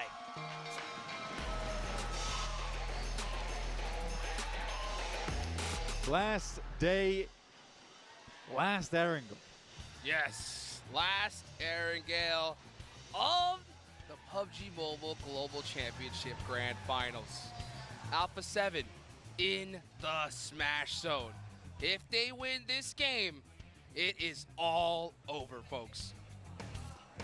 And it's a very big possibility. From yesterday, they had some insane games over on Erangel. It was lovely to see. Here's our most assists, and lo and behold, it is top from APG, which makes sense because he has been assisting the team a lot more than just in the elims category. He's been keeping this team locked and loaded, ready to go towards that late game. Even on that previous Erangel where we saw him take down Eren, where it could have gone tremendously badly. Yeah. Badly indeed. And one thing that's crazy, though, here is this playing path is going in the exact opposite direction of what we've seen so far in Erangel. So we're definitely getting a mix-up in this one. Alpha 7 are going to have their North George drop. So that is their house. They're going to be set up in this match here. Let's see if they're going to be able to use it to its full ability. The fact that this is a North George circle and, right, it's in the first zone, everybody's going to know where they're at. I'm kind of glad, though. Alpha 7's like, well, this seems like a regular circle. Let's just go to our regular spot. Yeah. Okay. This feels like a win to me. I'm calling it now. This is Alpha 7 win on Erangel. They're getting it done. Up towards that north side. It's a perfect start. and this is where they just need to play how they played for the past couple of days, right? What they did yesterday was phenomenal. Nothing needed to change, but I think Smash ruling really does make final day so weird. Teams play so much slower. Teams are afraid to fight. Teams down towards the bottom are suddenly the ones that are taking all the risks. And teams towards that top side just don't want to anymore. Again, I joke when I say we need to stop listening to the coaches the day before the final day. Obviously I don't really mean that. Yeah. But at the same time, there is that small part of me that thinks that it is due to the Smash ruling, where you kind of want to switch things up. You kind of want to play a little bit slower. You just want to confirm over towards match point and then get it done from there. I don't think teams have figured it out yet, though. I really don't think they've figured it out. There's definitely something missing, because I think you made an excellent point in the last game. Like, there's a big possibility we're going all 6 matches here, right? And if Alpha 7 in the prior matches were just playing just to reach Smash point and didn't capitalize on those extra points, that could have cost them the tournament. Yeah. So, I mean, it's a totally valid point here. You got to play your game, especially when you have an opportunity to put some big points on the board. You can't just kind of stop yourself, because getting a chicken dinner in this lobby is still not going to be easy. Yeah, well, if we look at the past 2 days for Alpha 7, 115 points is where they ended, right? We're looking roughly around about 57 points a day. Today, over 3 matches, they've put up 12. Like, there's obviously something very wrong here. Big drop-off. There's a big drop-off. So, yeah. Again, I just don't want to see them lose now due to points, because I think it will be those first 3 games where they'd almost lost themselves in the PUBG Mobile source. weren't able to get it done. They have a split over towards that north side, currently with Carrillo, just south of Zaki. Dude, that sauce is getting spicy. I'll tell you that right now, because looking at these, this is another X factor here, right? Just looking at the leaderboards, it is so close. It's ridiculous.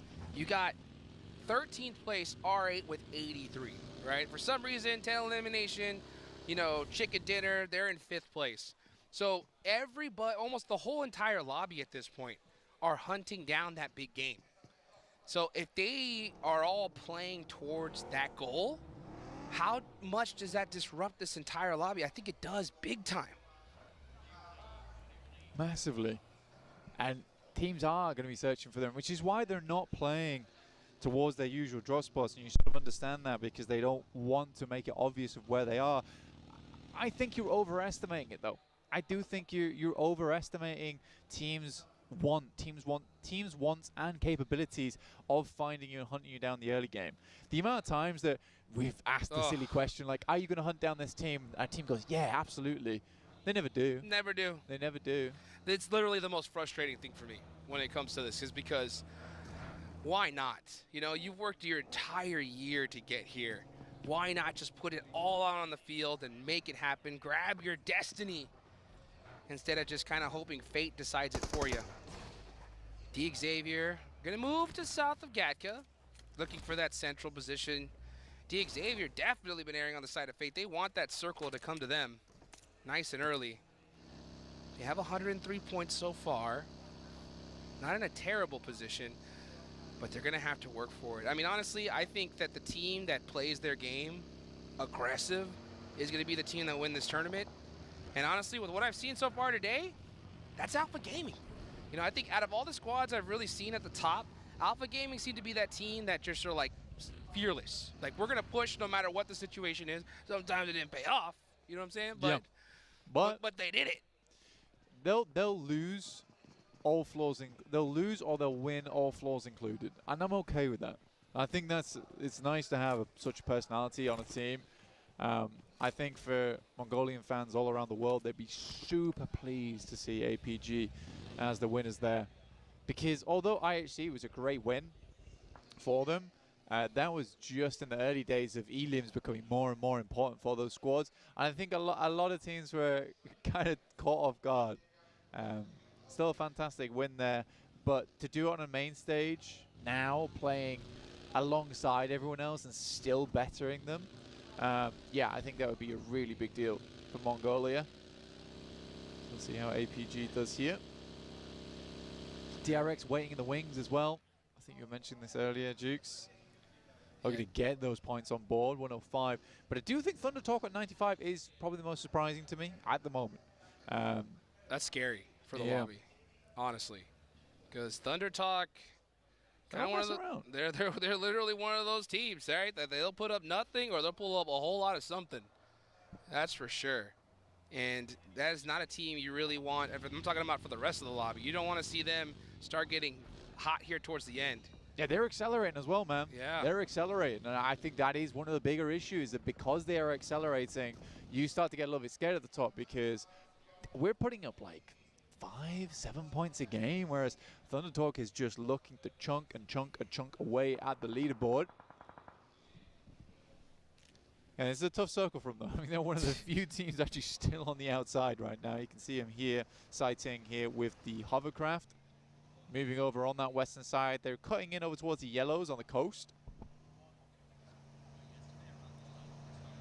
You can see Team Flash, the new kids on the block here. 14th place, 71 points. Definitely not something to shake your head at for a first ever PMGC performance. They could definitely jump up the leaderboards, get some extra cash themselves. But hey, look at this APG, taking some shots, say, hey, get away from us. Definitely not scared to take a fight, this team. Yeah, I love the way they break wide as well. Ooh, western side circle. We got a lot of war in this bad boy. Alpha 7 would want to get a move on. They are over towards the southwest side of Everest. You can make a quick move here, but you're passing through R8. Seems like Regnum Kaya as well. Well, Regnum Kaya isn't really to be feared anymore. Dropped down to 10th. Crazy drop. What a drop. Team Flash trying to catch some EA players on rotation here. As everybody is on the move to this circle. Team Flash being one of the furthest squads, and also Thunder Talk. Thunder Talk are going to be really late on the zone. There's Zed Wolf, though. Oh my God, a point. A point, baby! Regnum Kaya, they're back. Ish? No. But for Zed Wolf, damn. First point of the day.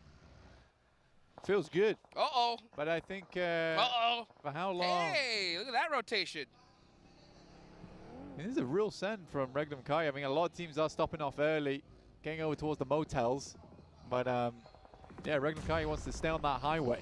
Uh-oh, Rebel getting knocked and thirsted by Vampire. That's Guizao down as well. And just like that, Alpha 7 down to 2 players. It looks like we got another match in the books here, Blank. I was trying to do reverse psychology on the start of the game. Didn't work, did it? It did not. Yeah. I think for Alpha 7, to be honest with you, at this point, over this many years, I'd be pretty upset, honestly. But I don't think it's a case of, oh, haha, you know, always second place now. This is becoming an issue. It is. Where there is definitely something going on previously to that last day where the nerves take control, right? The voices start speaking in the back of their heads. They're going to nip that in the bud soon. The second guessing, more prevalent than ever. Alter Ego, though, pulling out those shotguns. Oh, EA, Turney K gets the double. They didn't even see where he was. Instant thirst from E-Arena. Now, to Attorney K can get another one. He's got the pump shotgun, switching to that FPP. Rosemary trying to catch him with a nade, not going to be able to do so. He's walking towards it. That was the most uncooked nade I have ever seen. It's raw! Raw! Shots from Flash, it tops at a distance. Turney K turns on them with the fear and the fire. We'll take them down. Yeah, look at Team Flash getting active. I like to see this. I mean, you got 72 points. You want to make some money, you're going to need some eliminations. So if you can catch a third party, go for it. The zone deadlocked here onto this position as well. Actually, this is a little bit on the northern side, what we're seeing. So if Team Flash want to get these eliminations, they got to clear this lobby like instantly. They got to start making this push. It's like a vampire win. It's a vampire time right now. It's a nice spot from DRX as well. Oh, my days! Mormon getting the double nade there. That's 4 points for E-Arena. And now, well, Team Flash pushed. You got to start making this move. And Flash move in. Looking to be star stunners over towards EA inside the building. Tony K popping a pin of his own. Nade goes far. Off it found Tony K. Stops cooking the grenade twice here. He's kind of wondering about it. Tony K though.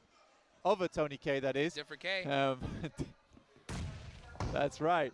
Regnum Kaya locks the actually finding shots over towards DX7. There is a lot happening on the map right now. Yes, there is. Vampires, though, it's a clean sweep over towards the Mad Bulls. Nothing to lose from this Vampire squad, and they are getting active. We're going to keep an eye out here on this Flash fight, as they are just so gun-shy here. They don't want to lose a single player, and I can't blame them. Meanwhile, we saw DXavier get knocked to some fall damage. That doesn't feel good. See what Tops can do. He's on top of the roof, trying to find some angles. I mean, look at this. Team Flash playing this so carefully with a 4v2 advantage. This could cost him. Yeah, 30K. If he hits this nade, that's going to be brutal. Nice shot. Nice shot on the win there. Starting to even things out. No way. This is good, damn. No way. Let's see what 30K could do. Oh, he gets knocked, though. And now it's just down to the last player. For E-Arena, it's up to Mormon. He can make some serious plays on his own, though. Let's see, he's trying to throw those mollies. That molly was just a little bit too far out the way, and now it looks like Team Flash are going to be able to get everybody up. Full reset here. Mormon's in trouble. Yeah, it's hella questionable. Honestly, the 1v4, it would be miraculous to happen for E-Arena. Just don't see it. Flash looking to finish this one out. Again, for the Flash right now, this is very much a case of them they should just be pushing. Yes. It's a single guy. Go, go, go, go. What are you waiting for? And now, look at that. That is it. You got Amori R8 taking advantage of Flash, just taking so much time to finish out this fight. Yeah, again, it's one player. You can't be dallying too long on the outside. You just got to push through because you know that people are hearing these shots. You know someone's going to come running soon. R8 knows they've cleared out so much of that northern space, so they can just make that crossing over towards the north side. Oh. That next circle, it is very Vampire-centric. Oh, Vampire's really good on this one. They are rock solid in this zone. Meanwhile, you got the duo of Alpha 7. Gonna have to push through Regnum Karya. You got Ulf, D+, everybody on the edge of the circle. Yeah, Team Flash just rotating and now away, just trying to survive. Took way too long on that fight. Thunder Talk. Rapid pass, obscures down. Uh-oh. Carrillo sending away. Tail between his legs. Oh my. Just about gets into the shack there.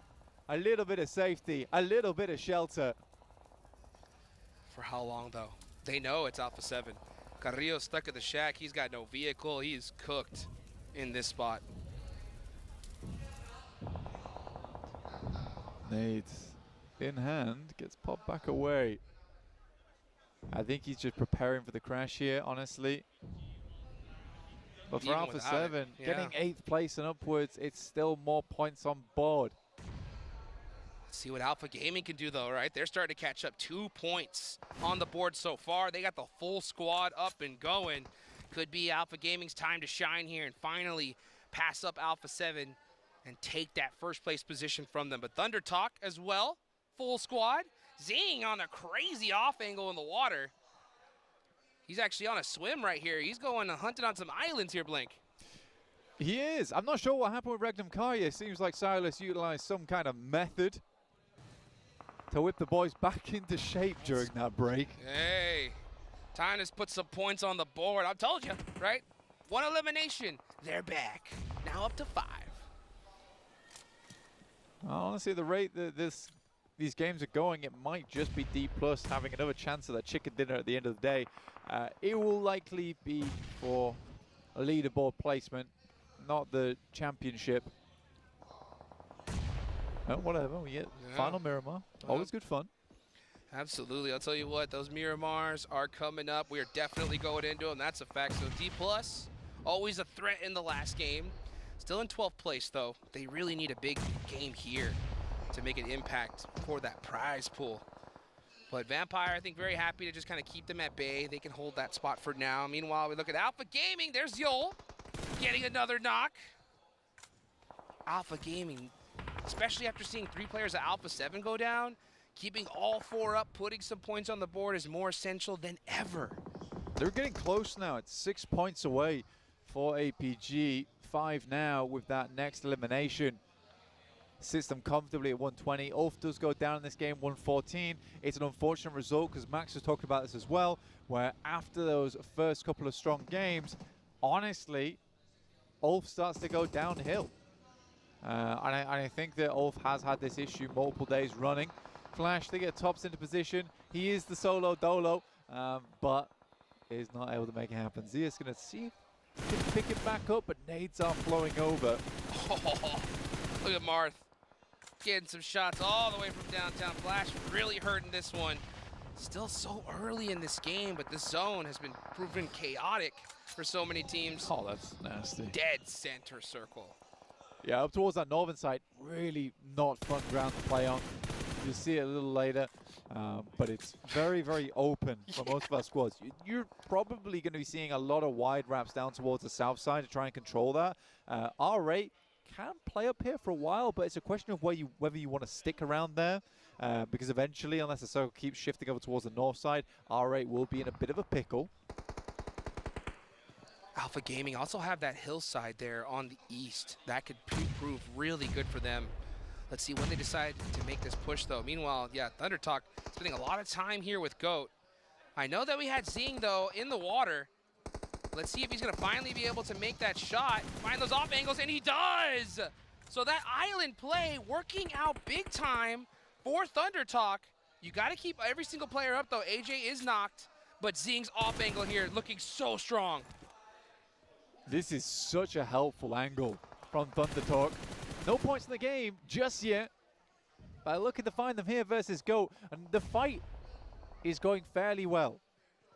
It's a question of whether they can maintain position, because Xing at some point is going to have to leave off this angle. Vic goes very low, Sighting looking to hold off the other player from Goat. It's Killer Joe. See what Sighting can do. He's got that DBS locked and loaded, trying to do a little bit of free fires. Can he get the shot, though? Killer Joe hopping in the buggy. He hears it. Now he's going to go ahead and cross this ridge line. Going to go and get those shots off. Gets a nice knock and gets the finish. ThunderTalk putting up 4 points on the board. Now it's time to start heading into that zone. I mean, to be honest with you, for Kara as well as DRX, if ThunderTalk hears this happening, they can send on over. And this would feel like a true ThunderTalk push, right? A full through ThunderTalk crash. And it'd be a great position to hold, because VPE, they're just sticking their nose in over here. They're not doing much of anything else. They're on the move. Xing already on the rotation, looking for that opportunity to third party this. Now this fight does start to slow down a little bit. That does make ThunderTalk second guess themselves for just a moment, though. Meanwhile, you see DRX Hyunbin holding this corner. Full-fledged first person with the S12K, waiting for someone to break that door's threshold. Meanwhile, Kara, yeah, just waiting. ThunderTalk not able to catch that third party in time. APG over towards Regnum, but this is a reinvigorated RCB. The shots are good, but Regnum Karya is taking it just as good as they get. Meanwhile, Doc on the push. Now it's all up to Loxy by himself with a lay down, and that's Alpha Gaming taking out Regnum Karya. They finally put something on the board, but only 6 points so far. Doesn't matter though. They got the placement point. They're 125 right now. They have crossed the boundary. And APG are up for the smash next game on Miramar. Alpha Gaming now in that smash zone, and they are looking to smash the rest of this lobby here. Job's not done yet. Next zone about to go up. That northern side completely all wide open. Zone does center up a little bit here. Kara are in this. ThunderTalk should have a nice path onto the circle. Funnily enough, I would say this is probably an urban finish. Yeah. This is kind of an urban finish with the way these buildings are set up. No one really wants to play on that northwest side. It sucks.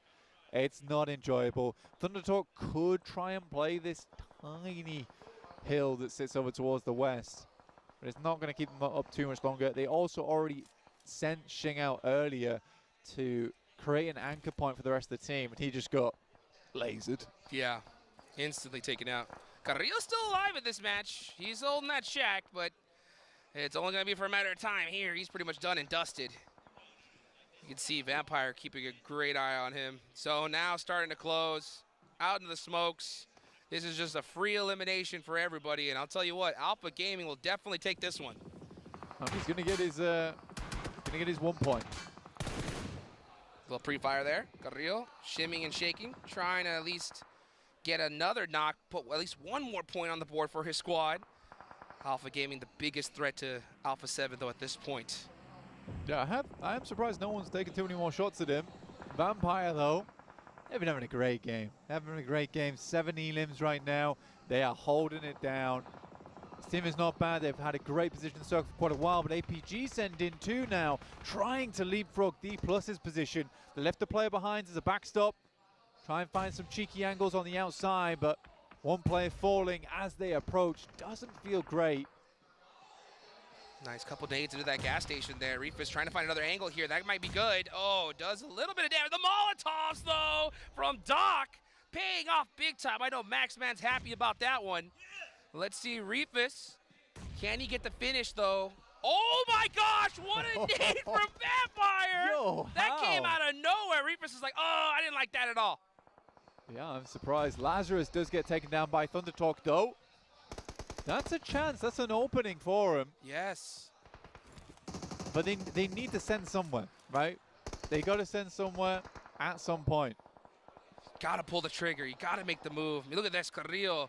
Snake in the grass. Oh, getting shot now. In some serious trouble. Just trying to see if he can steal another elimination, but Kara ends Alpha 7 there.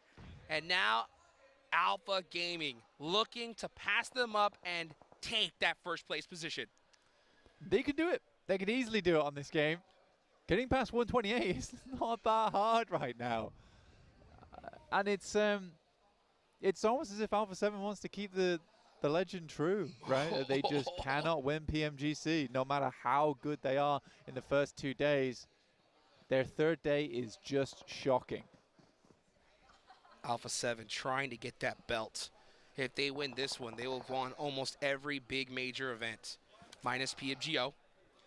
But they got to still get it done here, and Alpha Gaming are looking to take it away from them by playing their own game, right? Just playing aggressive, playing together as a squad, and making it happen here. Maybe Thunder Talk don't need to send anywhere. You also have the loot crate towards the center, which could create an operation zone for the team. You're carried down towards that south side, need to move up. They've got to get past DRX. Are we going to get a back-to-back Thunder Talk game here? That is insane. I mean, with that zone right there, it's looking pretty good. Because all these teams on the edge are going to have to fight each other at this point. You can just see Vampire holding it off in a full urban finish with so much open real estate. Meanwhile, Prestige trying to throw some nades in there. I think Thunder Talk are just going to be able to clear everybody out. I think the most scary thing for a lot of these squads, though, is the fact that we're getting a lot of teams close to the match point, which is 125, which isn't a huge ask for a lot of teams, right? Vampire, 9 elims, looking to hold out these final players. Uh-oh. R8 with the P90. Tony K making it happen there with that shotgun. The crowd's going wild. Hops out the window. Has the angles and gets the finish. That's 11 eliminations for Vampire. You might have had the P90, but Vampire is dishing out lefties and righties here at the PMGC. Oh. Shots are going through. Fabian trying to find the player, but it's a nasty shot from up on high, and that forces Vampire even further up in eliminations. That keeps Alpha Gaming alive too. They were almost done and dusted there, but now Vampire on the push. Nice little return knocks from both parties there. Meanwhile, Vampire looking to get their chicken dinner here in their hometown, Bangkok, Thailand. Let's see what they can do here as Doc, all by his lonesome, gets shot there from Kara, and that's Alpha Gaming out. Yeah, you don't expect that angle. You absolutely do not expect that angle. Hyunbin waiting on the inside with a big stick of dynamite to throw at Marceau when he chooses to leave. Thunder Talk did lose one player on a knock, but that was res back up again. Next circle is going to be the big one, right? Dude, Thunder Talk. Look at their position here. It's so good. I think that the really big thing from right now is there's a lot of angles looking their way. And a lot of angles that don't really see each other on that side of the map. So I think for Thunder Talk, as much as they want to get more points out of this game, they got to be a little bit patient here. I agree. Take your time. Don't rush into things. Don't just try to over-peak that hill, get knocked, and open the door for teams to push up on you. If you just take your time, this should be an easy chicken dinner. Gotta watch out for Vampire, though. Vampire on fire here. They've got nothing to lose at this point.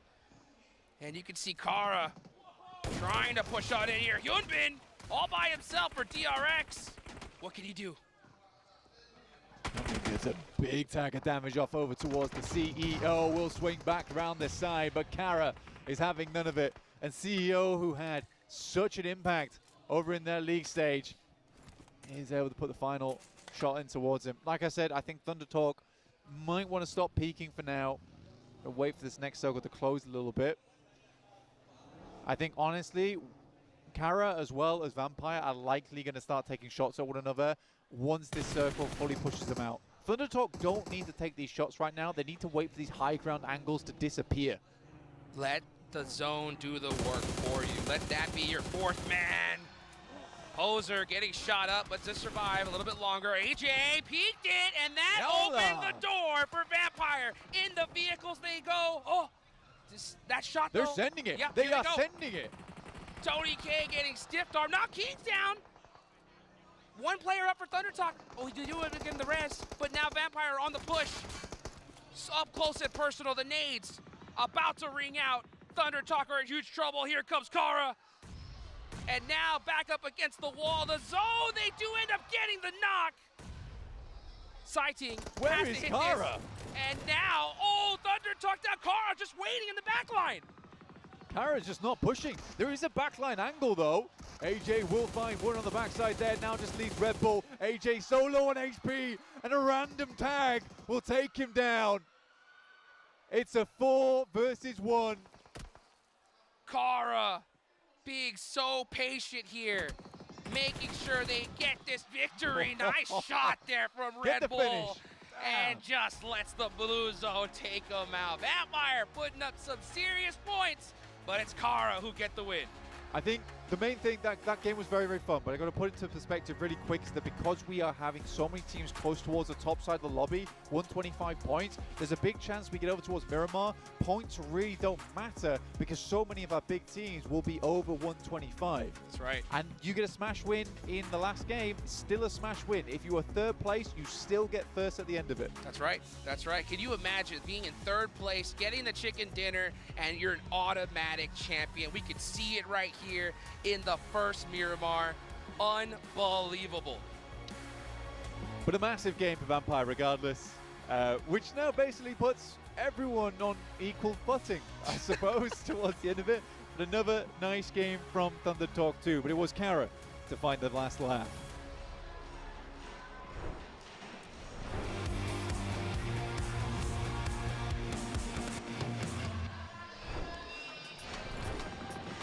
And with that, we say goodbye to Erangel right here at the 2025 PMGC. Just 2 maps remain, and guess what? This is the talk of the town because we've seen some of the bottom tier teams starting to make their way up. But Regnum Carrier have entered the chat, Seven. Regnum Carrier finally waking up, getting some eliminations under their belt, getting some points. It only took them 4 matches to start getting some points. But I want to talk about something that you were actually mentioning earlier, Barney, and that is just pretty much the leaderboard flipping upside down in regards to teams that are going to be performing. This final 2 squads, Vampire and Kara, they came into this match in 15 and 16th place, and boy were they taking a lot of points for those squads looking to get into the match zone. Hey, I'm very happy about how it went, right? But APG are in the Smash Show! Yeah! It made it happen! They joined Alpha 7, they're up there, they can try and claim the trophy right here, possibly. Sorry, I got really hyper there, but like, it is such a big, big point here that was secured by Alpha Gaming. Can they go the entire way going into Miramar? We'll have to wait and see, but though, looking at Kara, really big step up. Marso, very low damage actually in terms of those 6 eliminations.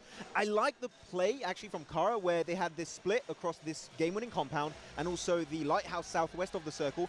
They get pushed on by ThunderTalk, like this is not worth it, let's push back, take the compound, and that gets them easily in the late game as a full squad. We talk about the lower tier teams taking chances and getting aggressive because they got nothing to lose. But in that instance, Kara actually showed a really, really strong sense of patience. They actually waited it out until the zone really shifted them out. And they managed to catch a few of the Vampire Esports boys as they tried to make that late hit, right? Yeah, you could see Vampire Esports was really debating making that push towards ThunderTalk. They got that first knock on ThunderTalk, and they got really close to the vehicles, and they knew that as soon as they started pushing out, it was just a clear line of sight from Kara to be able to knock them. Guess what? They push out with the one player, that one gets knocked, and then they follow it up. And then Kara, honestly, reacted so perfect to that, Max, because that squad, as soon as they saw those players got away from Vampire, they closed the gap, and they were there to make sure they were ready for the third party. I do think it was poorly executed by Vampire, and Kara saw that mistake, and they just capitalized on that opportunity to get the win, so very happy about it. And the reason why, I know you're looking at me a bit weird there, Seven, is like, in terms of the mistake. Tony K sent it to ThunderTalk, which I think was the right play, but he went on such a straight line, which was very close to Kara, and they got that knock so easily. If you go wide to the northern western side, you're a little bit safer from those long to mid-range shots. Maybe you survive as a full team, claim the high ground, maybe win it. It's a small detail, but again, it's up to Kara that they like, what is that play? Yep. Get the knock on Tony K, third party it, make sure you secure that chicken dinner. And with how many fights, too, we saw Vampire Esports win in that compound, I was really hoping we would see a little bit more utility from that squad. Maybe set it up even better, set some smokes. Yesterday, we were seeing players and teams set up smokes as just as a decoy to distract them a little bit. I think they could have done that with Kara, but to be fair, honestly, 15 eliminations for Vampire Esports, they're going to be happy. Spicy from them. Speaking of utility, a team that maybe are taking quite a lot of chances, but also setting themselves up effectively, but a little bit unusually.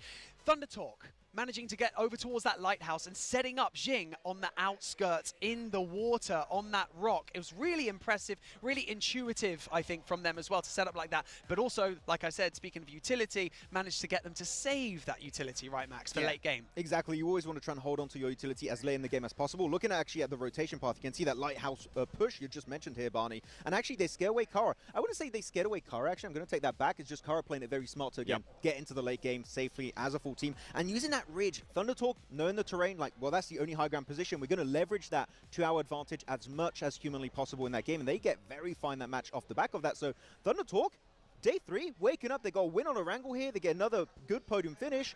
China is back, it seems. I mean, they got a big crowd currently cheering them on. Hopefully they can continue it because, I mean, that smash zone, it's set. It's not going to be moving. They just have to make sure they reach it. They have 2 more games to reach it. Hopefully, I mean, they're going to have to reach it this next game if they even want to try to get a chance to do it. One team, though, that was able to clutch up some points right there in the match ranking was none other than DRX. I'm really looking forward to see how much DRX ended up moving up in the leaderboard, and it came down to your boy, Max.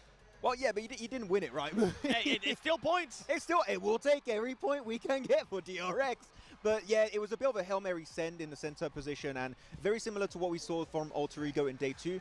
On those rotations, they lose players, and when you just don't have the full squad to control a central compound, like on a beach position, like in this match, well, unfortunately, things aren't going to quite go your way. They're going on the second page, Alter Ego, another 1 point.